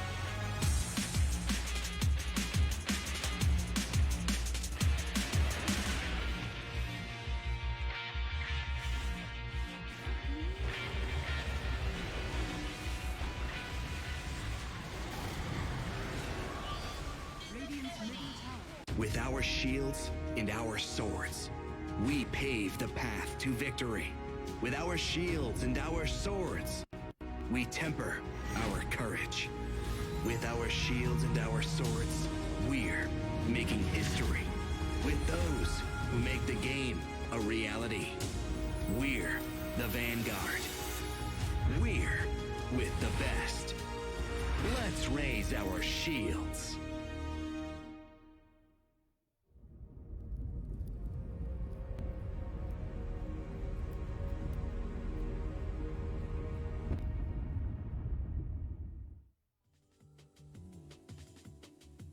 T1 and VG Gaming, we're going the distance in this best of 3. Game 3 is going to be coming at us very soon. And I mean, neither of these teams want to go down without a fight. And Kezu, what do you think is going to have to be something that either T1 or VG are going to have to focus on refining to not only not have an almost hour-long game, but to ensure that there is no room for mistakes? I really think that for T1, something we've touched on earlier is I want them to play more together. Like even in the draft they had just now, which is a Nature's Prophet draft, and having Thompson or Tiny, they didn't help each other. They didn't really use their Nature's Prophet. And for Vici, if they get a good lead, also like in a similar fashion, they don't necessarily need to look to play together, but do the same thing, be on the same page, and like don't throw away your lead. I feel like they struggle with that a lot. A little bit more being on the same page. Communication maybe needs to be upped, but the draft for Game 3 is on our screens. Primal Beast being banned away as T1 did have first pick, and then VG getting Tusk and a Morphling. They have faith in that Morphling again, Fear. I mean, why wouldn't they? The hero is great. Like, I see very little flaws in the hero right now. You pick a morph. If you can get out of the laning stage, more times than not, this hero will carry the game. And I think it's just a safe carry pick right now. A hero, it puts a lot of pressure on the T1 now on like how they want to respond to this. I have not seen any hero in Dota yet where I just see like, that's going to make Morph unplayable. A lot of teams will be banning that AA. So I guess that is available, but Undying AA opening, do you want to do that? Seems a little questionable. Thompson is screaming for AA right now. I think you're on the money. If anyone is gonna pull it out here, you know, other teams will be like, but then our support duo is Undying AA, and Thompson is like, nah, boys, chill out. I played mid. Whatever. Never mind. Boring. Hey, you hyped it up. I was ready. I thought for it, he was screaming. I thought. Yeah, we can He hear him all the was. way I over think here. they didn't like it. Oh, so they shut it down. So Cuckoo shut him down, is what you're saying. Yeah, it's Cuckoo's fault. That's why. Yeah. Okay. I guess there's a dumpster fire is burning somewhere for sure. One thing I wanted to touch upon is since the Tusk got picked in the first phase as an answer to the Undying that already came out from T1, is there room for a Sven 5 to counter the tag team of this this Tusk and maybe put the Undying offlane? I'm going to assume What do that you is think, not a Theo? question for me. I was going to say, I'm not going to answer Sorry, that one. I'm passing this one on to Theo. mesmerized by looking at the camera. Can you repeat the question? I was hoping Kaz would grab that. It's been a long day, all right? All right, hit me again. What do we got? Right. So basically, it was about the Undying first pick and the response Tusk to it. Is there any chance that T1 could go support Sven and put Undying into the offlane because of the Tusk being out there? They could, like, Sven to counter the tag team of, like, Tusk. Yeah, tag team and the right-click damage overall. Maybe give themselves like an early game burst of. And I'm sure if Whitemon wants to play or plays support Sven at all, but I feel like it could be an option. Yeah, it could be an option. The only concern I would have, though, is if, like, what if they pick, like, a Viper with a Tusk against the Sven, right? And then it's magic damage. And there's some counterplays there. It's definitely something they could do. It could be decent. I don't hate it. Actually getting banned out. They didn't even want to think about entertaining that idea on the side of Fiji. They don't want to deal with it at all. Because anything else that you feel like Thompson shouting that could come out for the draft? It's probably gonna be on his teammates to take over the role now, since he already got shut down. He already has his puck. Vici respond right away with the Void Spirit. Okay, so they're basically just straight up committing the fact that Morphling is carry and Void Spirit is mid. So Void Spirit is gonna be their answer to the puck. I thought they would maybe just pick a 5, but this just shows, okay, we're comfortable enough to just pick our mid now because we see your puck, and we'll make our side lane stronger later by picking the +5 later in the draft to make sure that our Morphling is gonna have a good lane. Oh, no. I am seeing Disruptor still. Oh, okay. It's going to be Shaman instead, Pia. I mean, I'm having flashbacks of the Arlington Major, Puck versus Void Spirit. Void Spirit losing every single game to Puck. We're seeing it again. I saw it earlier today. I forgot who was playing it, and it doesn't look like Void Spirit's doing any better in that matchup, but players still believe in this matchup for some reason, and already a bad sign if you're a Vici fan, in my opinion, because more times than not, it's the Puck that comes out ahead in this matchup. But we do have the T1 Venomancer, so even more reason to root for T1, as they have the mid matchup, they got the Venomancer, and this Shadow Shaman is an interesting pickup. It's actually quite good versus the Morphling, just having the instant Hex available, but also the Void Spirit, so a lot of lockdown here, and honestly, this Undying Shadow Shaman is such an old combination. And then now you have you have like all the wards. Like, I believe it was Kyle who called it like build a tower strategy, where you just drop the Tombstone on top of the enemy tower, you drop the Shaman wards on the enemy tower, now you drop the Veno wards, and how do you fight into that? This is a very snowbally lineup where they can take objectives incredibly easily. Visage as last pick for VG, T-Panda. How is that one shaping up for them? 5 seconds remaining. Ooh, that's a that's a tough one. I mean, looking at the idea that they've gone for this Aura Builder Visage, I would suspect them to get something that utilizes the lifesteal and the right-click damage. Maybe something like, I know, XM has been the one to play Sniper. This is a lineup from T1 that's gonna struggle a bit trying to break through the front line, basically, of VG Gaming. But I don't think they want to play Sniper as a safe lane carry, because they've usually played it in mid. And the Shadow Fiend also banned in the first lane. Yeah, they got Morph and Void Spirit already. I don't know if they and Visage. I don't know if they have room for another core, do they? True. They probably don't want to go that way then. 5 seconds Yeah, the Visage for me, the way I look at him, he's gonna be like the street sweeper. Like his job this game is to like kill all the wards of the Veno, kill the Tombstone, kill the wards of the Shadow Shaman. He's just gonna be killing all these like pesky wards this game. As far as like their last pick, I'm not entirely sure. I think they definitely do need. They have all their cores here, unless they do something crazy and put Void Spirit, like you mentioned, on a support role, which they could do, because Sniper looks okay outside of the puck. 5 seconds Yeah, remaining. it's okay, but I guess if they want to go for something more traditional, it's probably something like Lich Witch Doctor, or somewhere between that, Axel. I mean, they don't necessarily want to get Witch Doctor. Don't think they get that much out of the Malediction, considering they have a lot of burst damage and a couple squishies that they're playing against. Maybe something that provides them a bit of extra durability. I would have loved the Disruptor pick if it wasn't straight away banned by T1.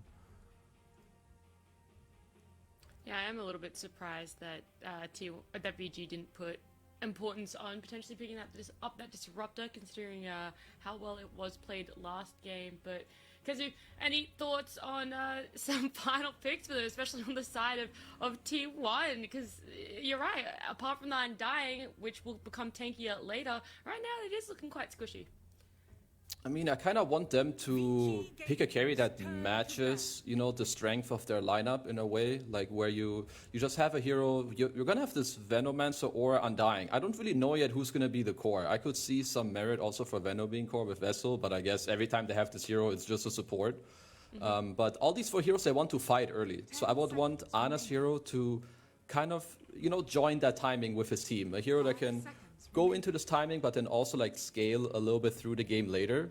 It might not be the easiest pick to start off, because I think this Visage pick from Vici was pretty good. Something that Fear mentioned is that it's going to help you kill the Tombstone, it's going to help you kill the wards. I think also a hero that potentially builds Wraith Pact and or Pipe is very good against this T1 draft, and they end up banning PL. I think that hero could have been pretty good for them.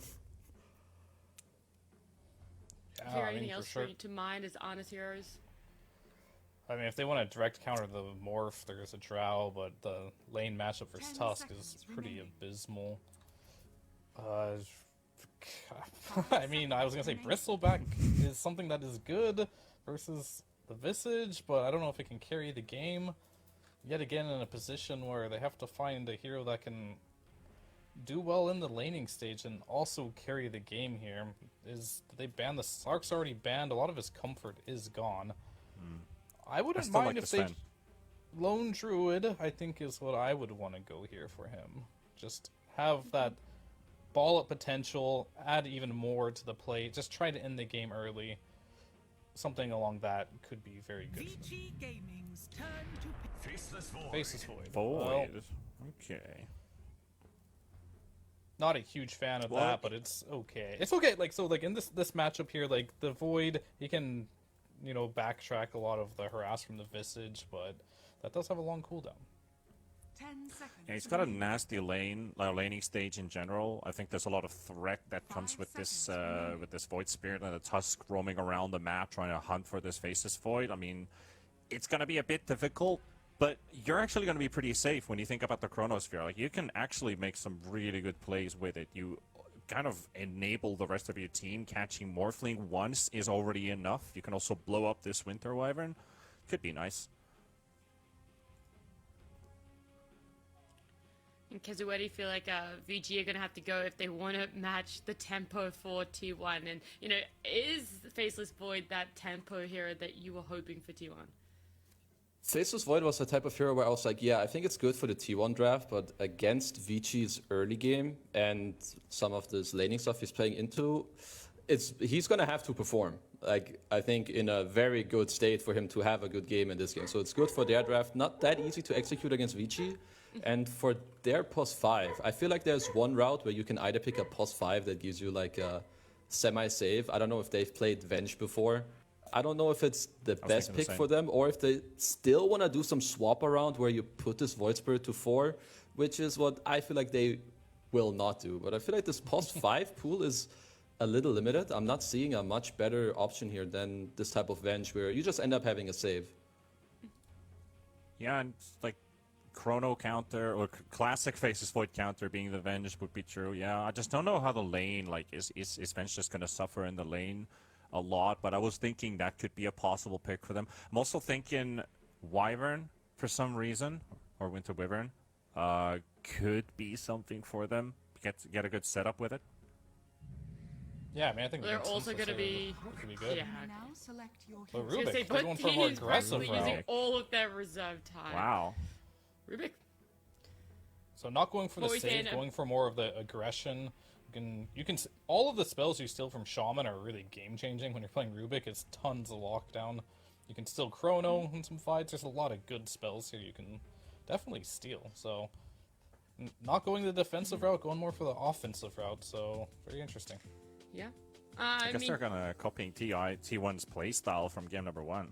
as exactly what I was going to say, game 1, T1 brought that aggression. Game 2, you know, a little bit longer, very tumultuous, very back and forth. But game 3, VG decide they're the ones that are going to be trying to run over T1. And Kezu, do you think that's able to happen with this? Where are the tempos laying for the two lineups? I think, again, the mid lane is very important for both teams. Thompson on Puck, I feel like he might be the game changer in this game, because if this Visage gets off to a good start, then I'm quite afraid for T1's chances in this game. And what about you, Fia? Who are you rooting for? Which draft looks better? Oh, I'm not rooting for anyone. I'm just rooting for good Dota here. But I think this Morphling Faceless Void matchup, I have not seen the Faceless Void come out on top yet, so I'm not going to bet on it. So I'm going to go with Vichi's lineup here. All right, very quickly, T-Panda, you don't get to explain yourself. A team. That's it. Vici. Yeah, cool. Awesome. Perfect. Let's jump into game number 3. This is going to decide who is going home in this last chance qualifier. It's game 3 with Danog and Ares. Well, we saw from True Sight what happens when you pick a Rubik in a elimination game. PSG LGD mentioned it with Shinkyu's Rubik in the grand finals of TI10, but I mean, who else would you want to play a hero like this? Frisk, previously known as Fade, has probably one of the best position 4 Rubiks out there in Denog. I could not imagine a better Rubik game. Look at all the abilities that he can possibly steal for them. Vici Gaming T1 at game 3. Like Fierce said, Denog, I just want good Dota. I want great Dota. Good's not enough, because we've already got great Dota so far with that game number 2, and I feel like this game might match those expectations. I mean, like you've been saying, the MVP from the last game in Frisk, he's going to look to do it again, put the team on his back. I was really wanting T1 to go for a Sven. I think it would have been an amazing last pick for them. Just provides so much in terms of protecting the team, the burst, but the Faceless Void, it provides a little bit of that too. You've got some damage to go inside of the Chronosphere, and of course, it is very important to have some of the lockdown to be able to deal with the Faceless, with the Void Spirit, with the Morphling, and more importantly, the Visage, the main hero that's going to be setting the tempo for the early game. So with things as they're positioned right now, it looks like Ana's going to be paired together with Whitemon on his Shadow Shaman, but I was really wanting that Veno to go into the Visage lane, just because of what you're able to do. You don't really care too much about the Gravekeeper's Cloak if you've got that consistent damage over time going with the Venomous Gales. So we'll see how it ends up working out with the Shadow Shaman. Of course, you do get some of that damage over time with the Shackles, but certainly not as strong as the Veno. We'll see how this mid lane matchup's able to shape up. It is a very, very back and forth kind of affair between these two. Like Fish said, I mean, a lot of people like picking the Void Spirit into the puck, even though it hasn't had the greatest amount of success. But it does. There is a stage when you can deal with puck once you get that Yule Scepter, but you are also very vulnerable to a lot of the control. So we'll see what XM can do. I mean, this is arguably one of his more comfort heroes, you know, previously in the days of him playing on CDAC. He knows his matchup through and through, and I mean, we already see he's almost solo killing Thompson. He's going to go for that He's bounty got rune. another Resonant Pulse. Thompson has the Fairy Fire for quiet. XM's just going to body him out of the lane, though. Yeah. Surprisingly enough, that bounty rune wasn't even picked up to the start of the game as well. Yeah, I mean, I wonder if he's going to change about the way that he goes through with this Void Spirit item build as well, right? Because a lot of the time, the reason that you pick this up against the puck is you've got the Yule Scepter with the Aether Remnant for the guaranteed setup that the rest of your team's able to connect in with, you know, a lot of their damage. But I wonder if this game, if he might just consider going like an Aghanim Scepter rush, because when you consider what you're going up against on T1, barely anyone, like, you're not going to buy a BKB on anyone except the Faceless Void this game, and he might even just choose to go like a Manta instead as well. And if you're just silencing everyone on the team, there is 0 damage coming through from T1. It's not like you've got, I don't know, an Enchantress or even a Tusk that's able to turn around and do a little bit of burst. Marcy, similar sorts of things. Whitemon bot side, in a little bit of trouble. Be able to get away, though. I mean, I saw the Shadow Shaman, and it's a good Shadow Shaman game for sure. Like they were saying, they can just look to set up the Mass Serpent wards, you can set up the Plague wards, you can put down the Tombstone. Oh. Yang might be a bit... Okay, they're not... Sorry, trying to secure the hard cream. There was a Gale out and Cuckoo was moving over, but... Yang's still a little low. Okay. Has to be Maybe careful. we'll get the kill in the end. Ooh. Yeah, not like that. Not like that. I mean, it's a big get for a Venomancer. You know, you're one of these cores that, one of these supports that doesn't really do a great job of rotating. You're all about just setting yourself up in a lane, and if you could get yourself off to a fantastic start, it means that you're so much more capable of doing that. You can see he's already got the confidence with that extra experience to just continue bodying Erica out of the lane.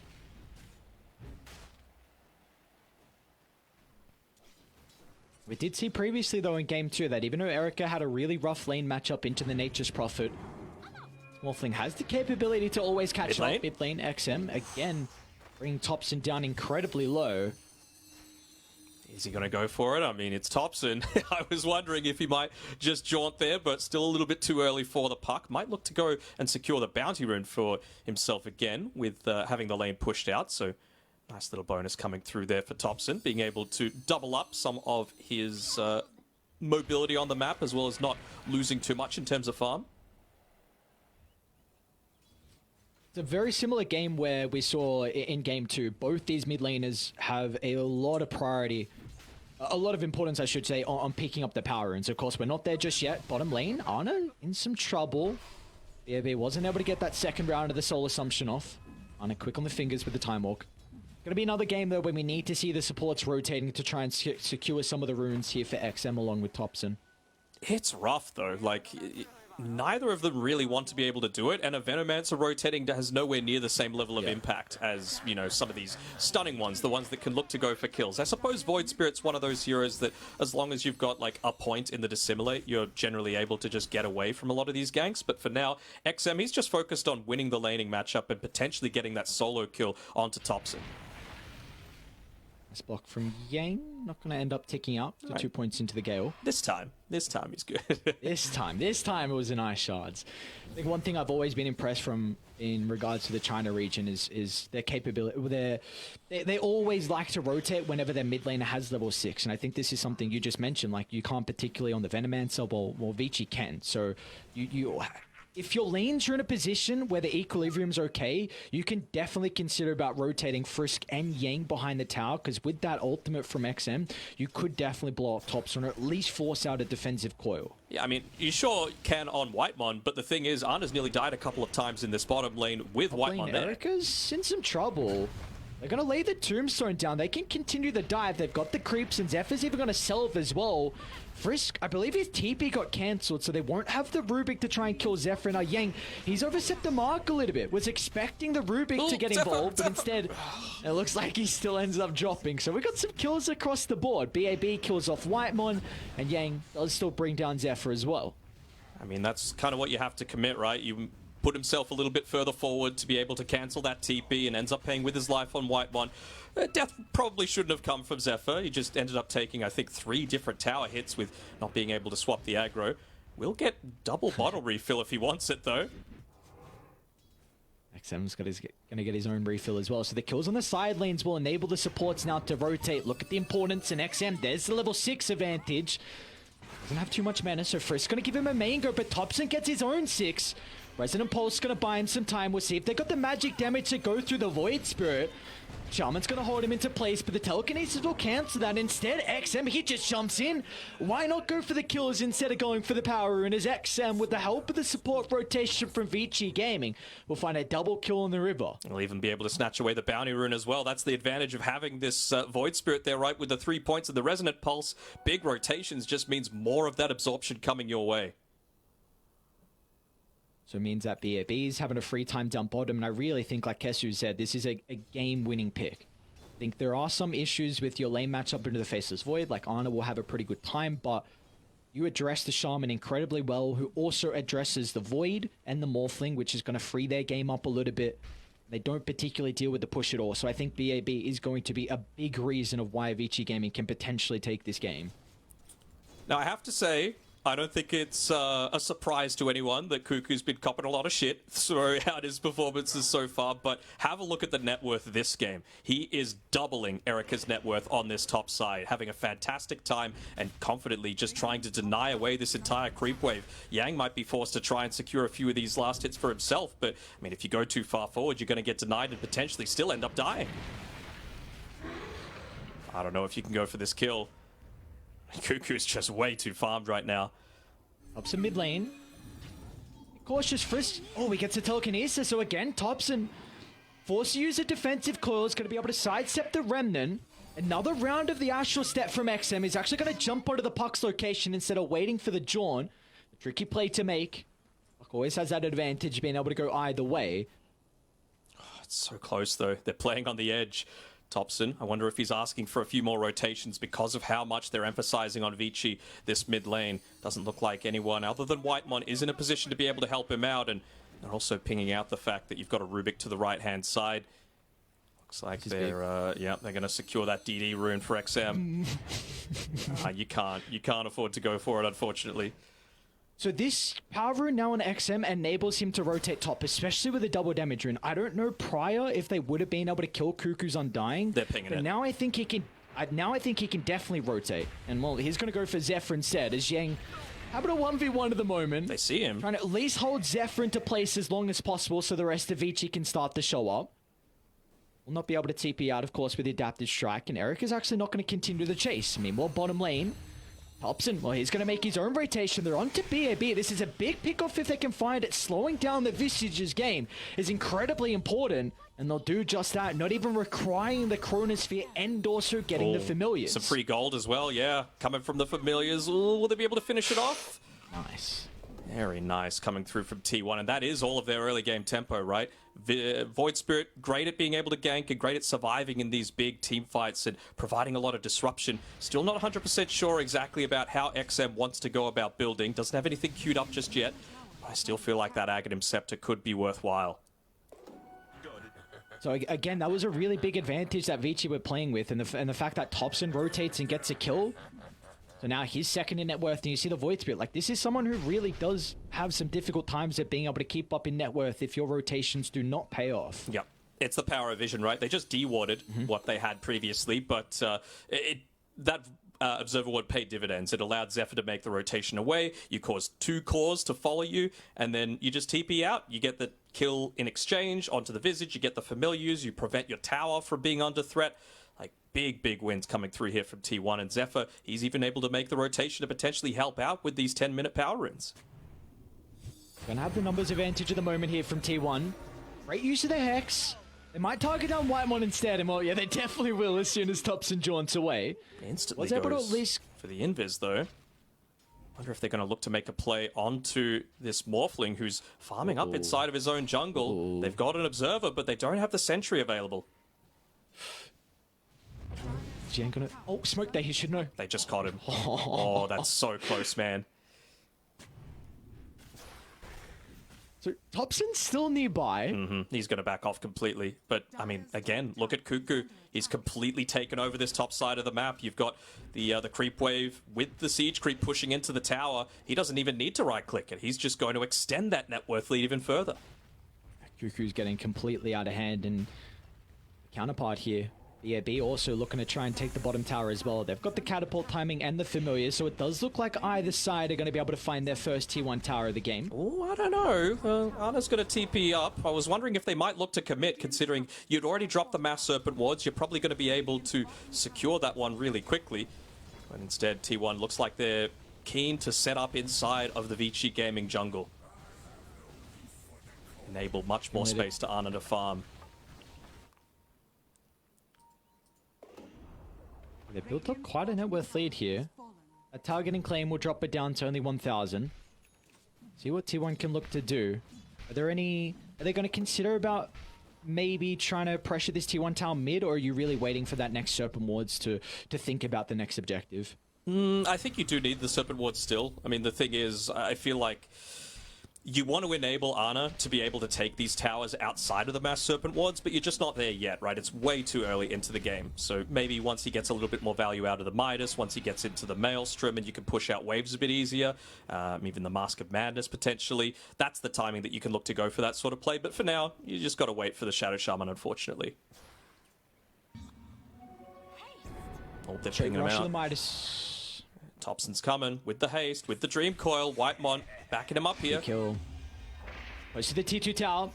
He's going to break the coil instantly. Is he far away to the right side where Whitemon won't be able to enter? And it looks like that's the case. Nice movement. So, good defensive understanding. Only using one TP as well onto the Rubik. Not actually committing the one on Yang there. He was just roaming around, realizing that his role this game as the position 5 is to scout out a lot of these ganks. And, well, they're going to see where Ana is as well. No stranger to being set up on this top side, especially considering the tower's gone. Looking to go for this. Yeah, he's going to be in trouble here, Thompson. Beautifully done. XM, this is the answer. Early game can prove to be a bit of an issue here for the Puck. To get to the later stages where you might have at least one defensive item. This is even without that Yule Scepter. You just see how much more of a challenge Cuckoo has of dealing with these multiple units, right? The Familiars, the Visage, don't really care all that much about the Decay, even with it maxed out. His very heavy net worth lead over the next core is just evaporated because he's not able to just set up in a lane against a hero. He just has to deal with multiple now and lots of these different little units. If they can catch Yang, this would be big. They really want to open up that mid tower. If they can do it without dropping the Serpent Wards, that'd be even better. They might be forced to. Still looks like they're going for the pick-off, though. I don't know if I can defend this tower if Serpent Wards and Tombstone are laid down. I think they will very much struggle. They're going to wait until they get that next creep wave, but that just gives the time for Vici Gaming to be able to come back here. Yeah, they're just trying to start setting up a few of these Plague Wards as well. But BAB realizes how important it is to not let the Venomancer establish that territory. It's been happening consistently. A lot of people are memeing on the T1 Venomancer, but it's got a 60% plus win rate for them so far.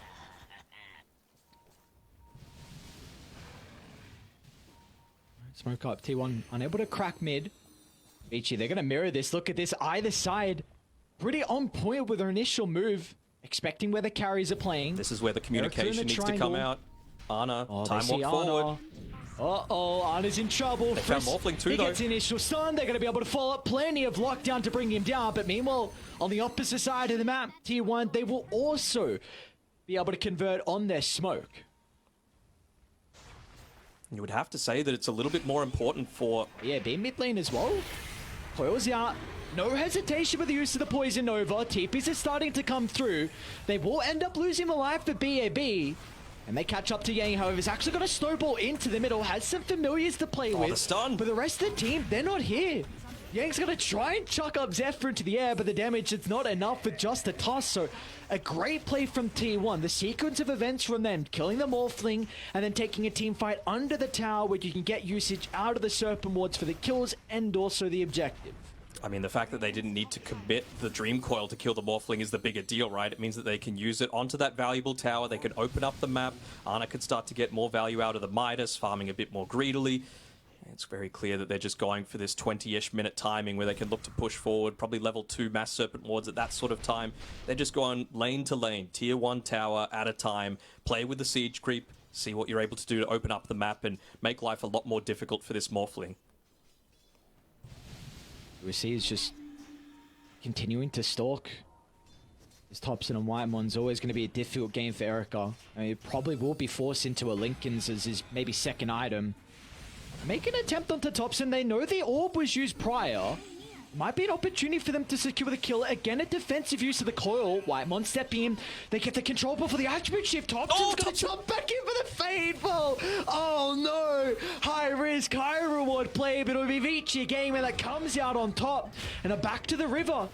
They're also making another move. They're on to Cuckoo. The shards just shy, but it gave them vision to follow up with the snowball and Vici. They're on the prowl. They want to get another kill, and they'll easily catch up to Zephyr as the 8th rem then drags him back into Vici's kill.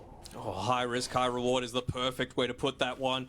Imagine if they were able to turn that one off. Even when he was mid-illusory orb, he had a healing salve going while he was in the int treads. So just trying to find maximum efficiency out of that from Thompson, but it wasn't enough. Frisk again, just with that pesky Fade Bolt, maxed out, wanting to get it and slam it straight into Thompson. And they're looking to play, though, down bottom. Thompson really wanting to try and shut down Erica as best as they can. Look for a TP. They know exactly where the Morph is, but they don't have the ways to counter him. Okay. The Morph will make it out, and Frisk will not be so fortunate under the T1 tower. Mid lane, though, the AP gets a kill onto Zephyr. Ana wants to step in as well with the threat of the Chronosphere. They've got some damage over time thanks to the Gale, so Ana will have no issue with going through the Gatekeeper's cloak. Nicely done by him. He's got that Midas. Not the worst, though. Good value being obtained out of Ana, though. I mean, if you just have to look at the net worth disparity between him and the Morphling, and you can tell that T1 are going to be fairly happy with this. I'm kind of surprised with exactly how farmed XM is getting here. This is a Void Spirit that, like you mentioned, can fall off pretty damn quickly, but he's at the top of the net worth charts right now, 3-0-4. And more than halfway towards that Aghanim Scepter that I mentioned was going to be enormous for their upcoming team fights, because there are no BKB buyers coming up very shortly for T1. It's interesting. It seems like XM has kind of been playing his own game at the moment, like putting a lot more importance on his own itemization instead of looking to get kills. Makes you feel like they are just wanting to try and farm instead of slowing down T1, because we see the opposite. Like Thompson is really trying to catch out Erica wherever he's positioning as Vici with his deep ward place. They know exactly where Arn is farming. Oh, he's going to time walk into them as well. And with 3 heroes nearby, there'll be no escaping on the Faceless Void. A great movement from Vici that was all set up to the previous ward placement. They're trying to get something in exchange, though. BAB. They have to make sure they've got the boys. Not going to be an easy kill. Close to the T2 tower as well. They need to address the Wraith Pact. It's relatively survivable. Yang doesn't have mana for the Snowball, however, so they're even forced to drop the Serpent Wards. Get the kill and the Familiars. Okay, well, it's an important kill. Again, they've only lost they've lost 2 tier 1 towers, I suppose, and XM doing another good job of pushing in that top wave. I mean, that's the thing with Ana's death, right? There's a reason that he's able to farm so much faster than a lot of people. It's because he pushes the limits. Cuckoo. Yeah, but see if they're going to be able to bring him down. This is a beefy man. A lot of damage coming out. Cuckoo doesn't have the greatest amount of armor, so with Erica, all the IG needed to pump in the right-click damage, and now Zephyr's also caught out. The shard placement from Yang blocking the escape avenue as Vici Gaming hit back again. It feels like we've got a back and forth here. T1 get a couple of kills, and Vici get a couple of kills, and back and forth that goes the pendulum swings. absolutely. I mean, Whitemon, he's been saving up his gold as well. He's obviously got the 8th lens queued up, but could very easily just go into that Blink Dagger with the Morphling still quite a ways away from being able to pick up that BKB, so you can even afford to get the use of the shackles off super reliably in a lot of these team fights. So they're giving them a lot of freedom. This Observer the Triangle is scouting out. They're going to see them in the lane now as well. So Vici get confirmation that Whitemon, along with Thompson, are potentially baiting Ana. They've got the Chrono, so T1 are ready. We've seen time and time again that Vici want to try and slow down Ana, but Vision is enabling them not to run blindly into the Radiant members. It's the power of information. They smoke it pops and they're going to go in. He's got the Manta though, might catch him off guard. He can get rid of the Silence. Instead, Frisk jumps into the middle, but XM with the Aghanim Scepter, AoE, Silence, they're all grouped up, and they're all going to pay the price as Vici Gaming find the puck. But hang on, Ana lived. He got the Chrono onto 3 with the help of the Poison Nova. Vici Gaming are in shambles as now Erica, trying to survive to the northern side, has the waveform to get some distance as well. Vici Gaming, they've still got some members nearby. They're going to hold back Cuckoo on the Undying. Can they bring him down though? With BAB showing up the Familiars, the damage is starting to rack up as Cuckoo completely isolated, and Vici will end up winning out in the skirmish. Ooh, what a turnaround from Ana to be able to get that 4-man Chrono off, preventing the Rubik from getting a lot of those steals off in the middle of the team fight, but Frisk still able to come through, get the lockdown needed onto that Undying, and even the Venomancer, that Poison Nova really starting to come into the equation. Those beefy heroes, the damage over time, fantastic against the Morphling. It means that you can't really strength attribute. You're just going to start ticking yourself with more and more damage with the percent. Even got that strength morph off, otherwise potentially they could have looked to fully commit in here. What a reveal of that Aghanim Scepter though, coming through from XM. Might have to go back live. They moved over to Ana. Let's see if they're going to have the damage. XM in and out. The Astral Step not able to bring down Ana. As Whitemon's going to try and catch up. Thompson has got the coil. The rest of the team need to get nearby to protect XM. Frisk again. A stolen coil from Frisk. It'll help them kill the Shaman and also cover the retreat. Beautifully done from Vici. The reactions to instantly move over. No hesitation to try and help the ganking duo of Vici. Frisk is just doing so much. The instant steals in a lot of these team fights, just completely turning things around, saving the cause and making sure that they're able to keep that momentum, keep that map control up for themselves. This is high level of Dota. You wouldn't expect it any other way, but T1, they're able to scout that out with the ward placement down in front of the T1 tower. I feel like I've brought up a lot of wards this game, but this is expected when these two high caliber teams understand all the movements. And well, let's see if T1 are able to read this, because Vici Gaming, they're inside the pit. Looks like they won't come to contest it. They can't, no Dream Coil. They don't really feel confident in just putting Venomancer out there with his body, with the Plague Ward. You can tell that he's tempted, might look to try and set it up on their own side of the river, up on the cliff, but in terms of protecting Roshan, just not going to be able to. And it looks like it's another back-to-back game where Erica has been able to recover. Didn't have the greatest land at all, falling behind net worth, but he's only 2,000. They could even under 2,000 gold behind Ana. Just looking at some of these next key items that you've got going for them. Shadow Shaman, he's got the Aether Lens available, so he wants to stay on the outer portions of these team fights, preventing the Tusk from necessarily getting that save off. I mean, you're up against a Rubik with an Aether Lens of his own and nearly into the Blink Dagger with how many effective team fights Frisk has had, so you're always going to be able to get that counter play through. And the ward scouts out Erica TPing down. They're going to scout out Frisk TPing down. Vici Gaming looking to try and get usage out of the coil, but T1 will avoid this area. So now they can go look to play top. Mid's already going to be shoved out. And Thompson's addressing with this lane as well.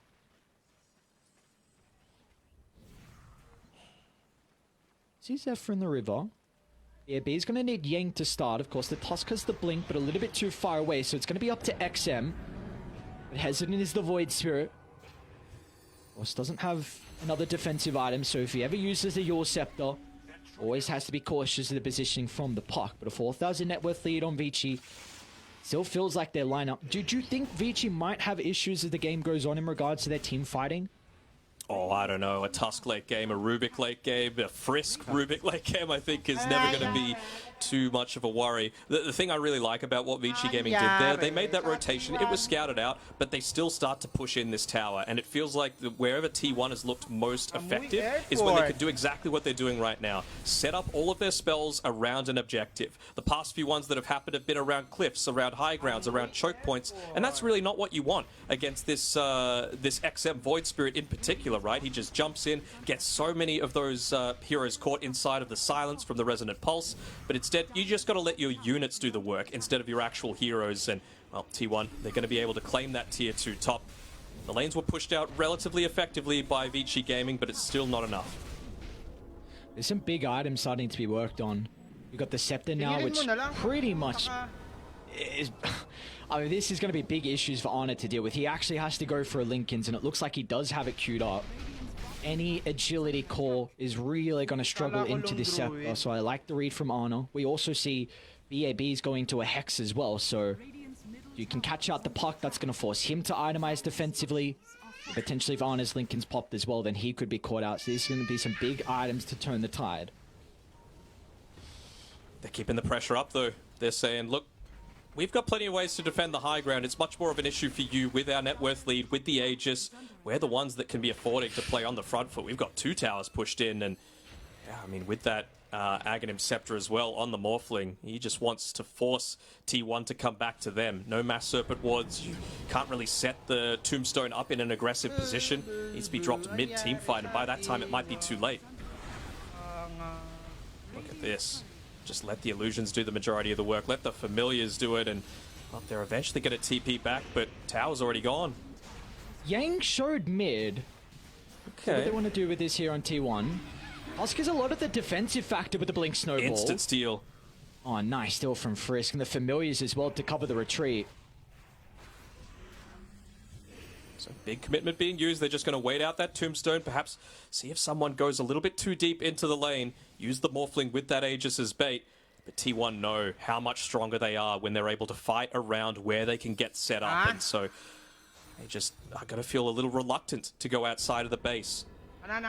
Got the Blink Dagger on the Rubik. That might be the big reveal that catches them off guard if someone goes too far forward. Even a couple of steps outside of the base, and the protection of all those Plague Wards could mean the death of them. Is this an opening, you think, for Vici with all the abilities used from Cuckoo? Oh, absolutely. I mean, if you could just set up your own tombstone, then suddenly you're not worried about going into like a meat grinder sort of situation. But seems like they're just going to respect it. Again, elimination game. Loser of this goes home. Winner moves on to the top 4 of the regional qualifiers. And you got to remember, only 2 are going to get through to the real TI group stage, just a few days away.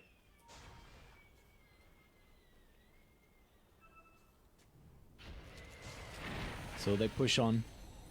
Vici Gaming looking to try and maximize as much as they can with the Aegis. Is about to expire though. So second life, not available for them.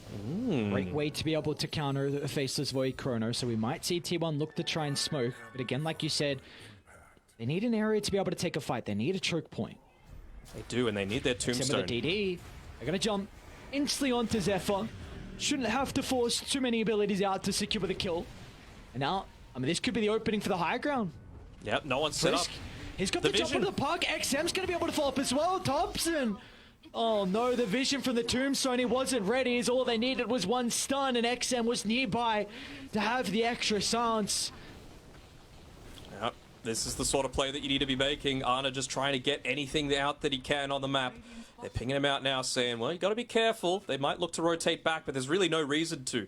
Puck is a big part of their team fight, preventing Vici Gaming from being able to run away when they do get all of those abilities set up. So while he's in the grave and while he's showing that he doesn't have that buyback, you've got to keep on moving. Dire's top barracks are under attack. 10 seconds left. Gonna try and get rid of the Wraith Pact, and well, they'll only lose the one lane, but doesn't put T1 in a great situation. Oh, it doesn't. Not at all. 8,000 deficit.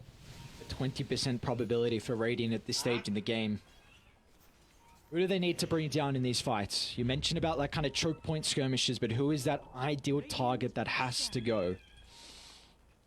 I think it's got to be Void Spirit. I think he needs to be the one. Like, he just provides so much control, so much panic. It really prevents the Venomancer from moving on forward. Zephyr, by the way, he's picked up that latent toxicity on the Venomancer, so for him to get into the middle of a team fight's big. Thompson's gonna jump. They see BAB and Vici gonna smoke on the back. Tombstone already laid down from Cuckoo. They're gonna try and blow up Ana. Oh no! The burst is too much. Ana can't survive. He gets no abilities off. Maybe Cuckoo and Thompson, can they do a miracle? Can they turn the fight around? Cuckoo's trying to move in, but Vici Gaming, they've got other answers. They're too far ahead. Thompson will try and slip away to the north, but they've locked onto their target. There'll be no escape for the Puck as Vici, all they lose is BAB. Such a heavy commitment, and yeah, you mentioned it perfectly. No Chronosphere, no BKB. It was just the perfect chain control coming through with some of those Blink Dagger reveals, particularly from the supports, just able to instantly wipe him off. Oh my lord. At least he can set up a few of those wards, right? Defend against some of the high ground push that's eventually going to be coming. Vici Gaming are going to test this one out. Normally you would love to have the Visage there. He's level 16, so he's got that armor corruption, but won't do you much good in the grave. And this is really starting to get to some scary territories here for T1. Here we go. We have a look at it all. Just the scouting out. They have decent vision. They drop the tombstone. They have everything set up perfectly, but they just find the pickoff. It's all about the supports on Vici Gaming. They enabled that team fight incredibly heavily. Yeah. They didn't de-ward instantly. That was the big thing. Dire's ward was still on the high ground. It took them just like 1-2 seconds to get rid of it, but that's all they needed from Vici to see Ana starting to path his way into the team fight. Vision, and Yang and Smiling, name a more iconic duo. He is feeling himself, especially if he's able to make plays like that. We're used to the Frisk Tusk, and, well, it shows that they don't necessarily need to have it locked. They're going for another one. It feels like going for broke here. Yeah, look how close Ana is to 20, though. This is a big talent for the Void. They won't have it now for this team fight. Oh, Cuckoo was about to drop the tombstone. Smoke's going to pop as well. Oh, it was out. Not the easiest person to bring down with the Wraith Pack laid down. And look at Arno, he's worried. An instant use to the BKB. They should be able to deal with the Visage without committing too heavily. But Thompson, he's killed off on the other side. And T1, they've got to get out. They need to cut their losses, but Arno won't be able to make it. Yang's there. He's always there, ready for the punch to stop the teleport. And meanwhile, Whitemon, he's also caught out. Trying to hold Erica inside the Serpent Wards. Cuckoo will just escape. Vici Gaming, another fight, the exact same position as the last skirmish, and once again, they'll come out on top. And it's right before the Roshan respawn as well. They just will themselves to win these super crucial team fights around the key objective. That's the quality that makes LGD the team that they are. They manufacture these situations that put them into a winning position, and they hit all the conditions that require them. They had their vision up, it wasn't dewarded, instantly go for the punish, hit the timings with the Blick Dagger on the supports, use them immediately for that quick lockdown. And you just saw that time around, Ana, super early pop of the BKB as well. He didn't want that similar situation to be happening. Yeah, there's some PTSD from Ana, just making sure they weren't able to blow him up, because we saw prior, whenever he was inside the middle of the fight, XM and Yang, they just went straight to him. Didn't matter about anyone else. Tunnel vision onto the Void, and well, now this is Roche given over. T1, they're alive, but they're way too far away, it looks like. Oh no. And second life Denog, that is one of the biggest ways to counter a Faceless Void. Even just the shard over to the Morphling as well, it's going to do so much. Yeah. You need silences most of the time to be able to take out that Morphling, and really, it's only on tops, and they're going for it again. They have to try. XM's? We're trying on T1.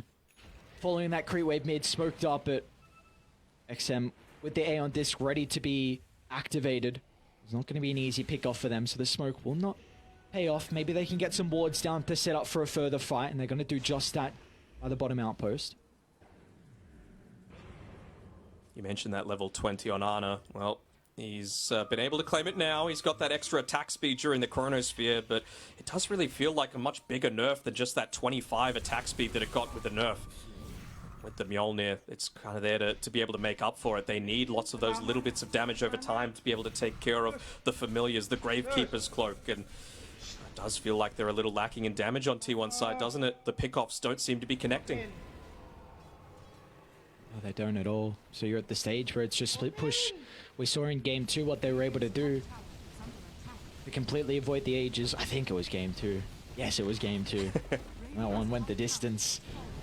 It has to be the same thing, but they don't have the greatest lineup. It's pretty much just Thompson that can do what he's doing. Understanding the role that he needs to play in this game, but top lane shoved out, and that's all they need from Vici Gaming to go high ground. Let's see how good they are at checking inventories, because BAB just picked up a sheepstick. He is one of the main targets to be able to jump on at the start of these engagements, but if they don't notice that, if they don't use the BKB, not only can the supports get you, but he could just instantly look to Hex and burst you down. Ana's trying to get close towards the Lincolns. Trying to find that little bit of farm. Now going to show in the lane, and instantly one person in a second will TP down. I want to make sure there is no room for Ana to be able to get towards that next item that could pay dividends, potentially allowing him to get that big ability off in the team fight.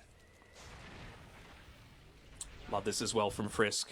He realizes how important Puck is at creating a lot of that havoc to allow Zephyr on his Venomancer to come in, land the Poison Nova, get the latent toxicity off, not go on the greedy route. They're so far ahead that an Aghanim Scepter isn't going to change anything on Vici. They just want setup to be able to pick off Thompson, and until he gets into something like the Aeon Disc, he's going for the Octarine Core instead.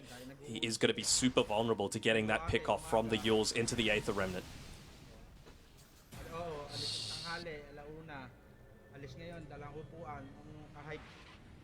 Just a slow B lead. elimination game, elimination series, and if Vici Gaming don't feel comfortable to go high ground, they'll use this Aegis to continue to grow the net worth lead. 14,000, and it is climbing. You just saw the pings out on the map as well. That was from XM just saying, hey, he's got a Lincoln Sphere on Ana. They know it. He revealed on the lane.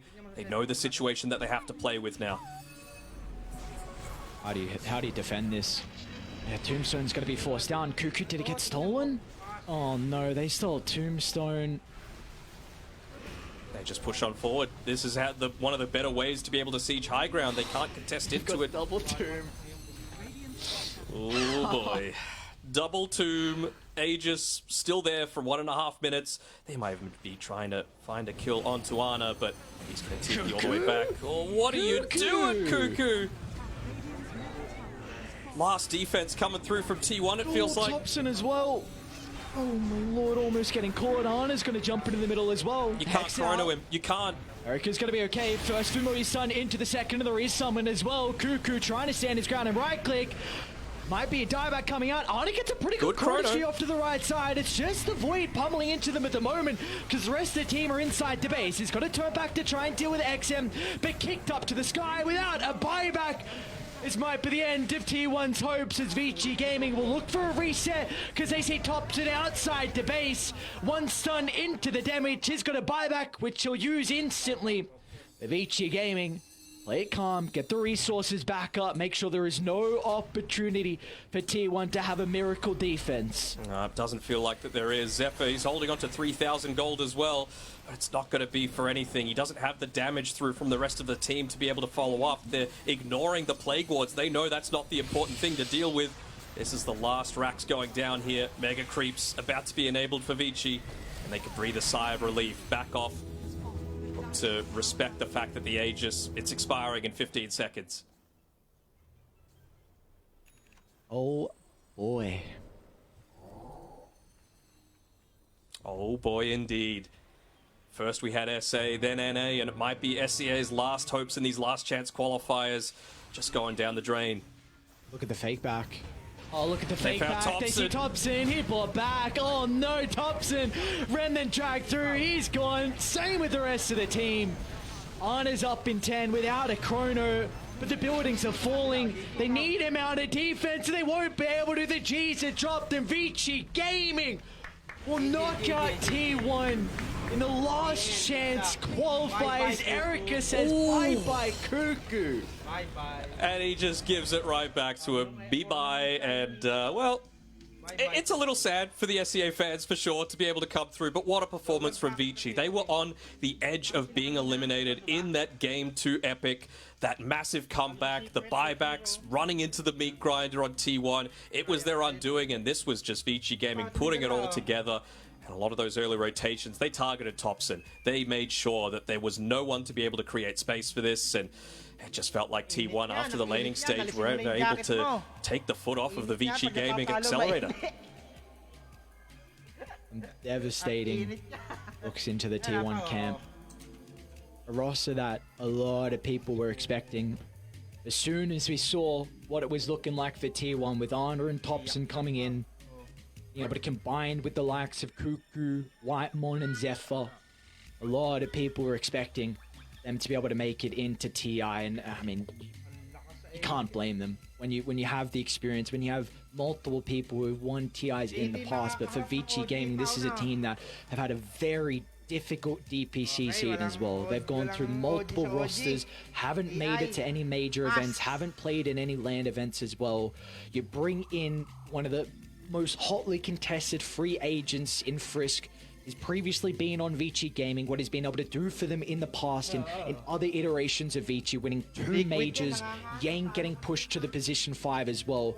Vici Gaming knocking out T1 is a big confidence boost for them in this lower bracket run. Not just for the team, just the way that they did it as well. Frisk, he talked about it, the MVP performance in my eyes on last game in the Earthshaker, and the Rubik this game, he was really solid, but XM outplayed Thompson so many times in that game, and I think he's going to take that in stride, be able to move on to the last day, and really have the confidence to say, I got this. I can take this hero that a lot of people feel like doesn't have the potential against the puck, and I can win with it, and I just showed you why. one of his best heroes, and well, for Vici Gaming, one of their best performances so far in the last chance qualifiers and the playoffs as well. They've got a long run forward. We'll see what is in store for them in some later days, but first we've got the panel to break down this game 3. Okay guys, bukas ulit.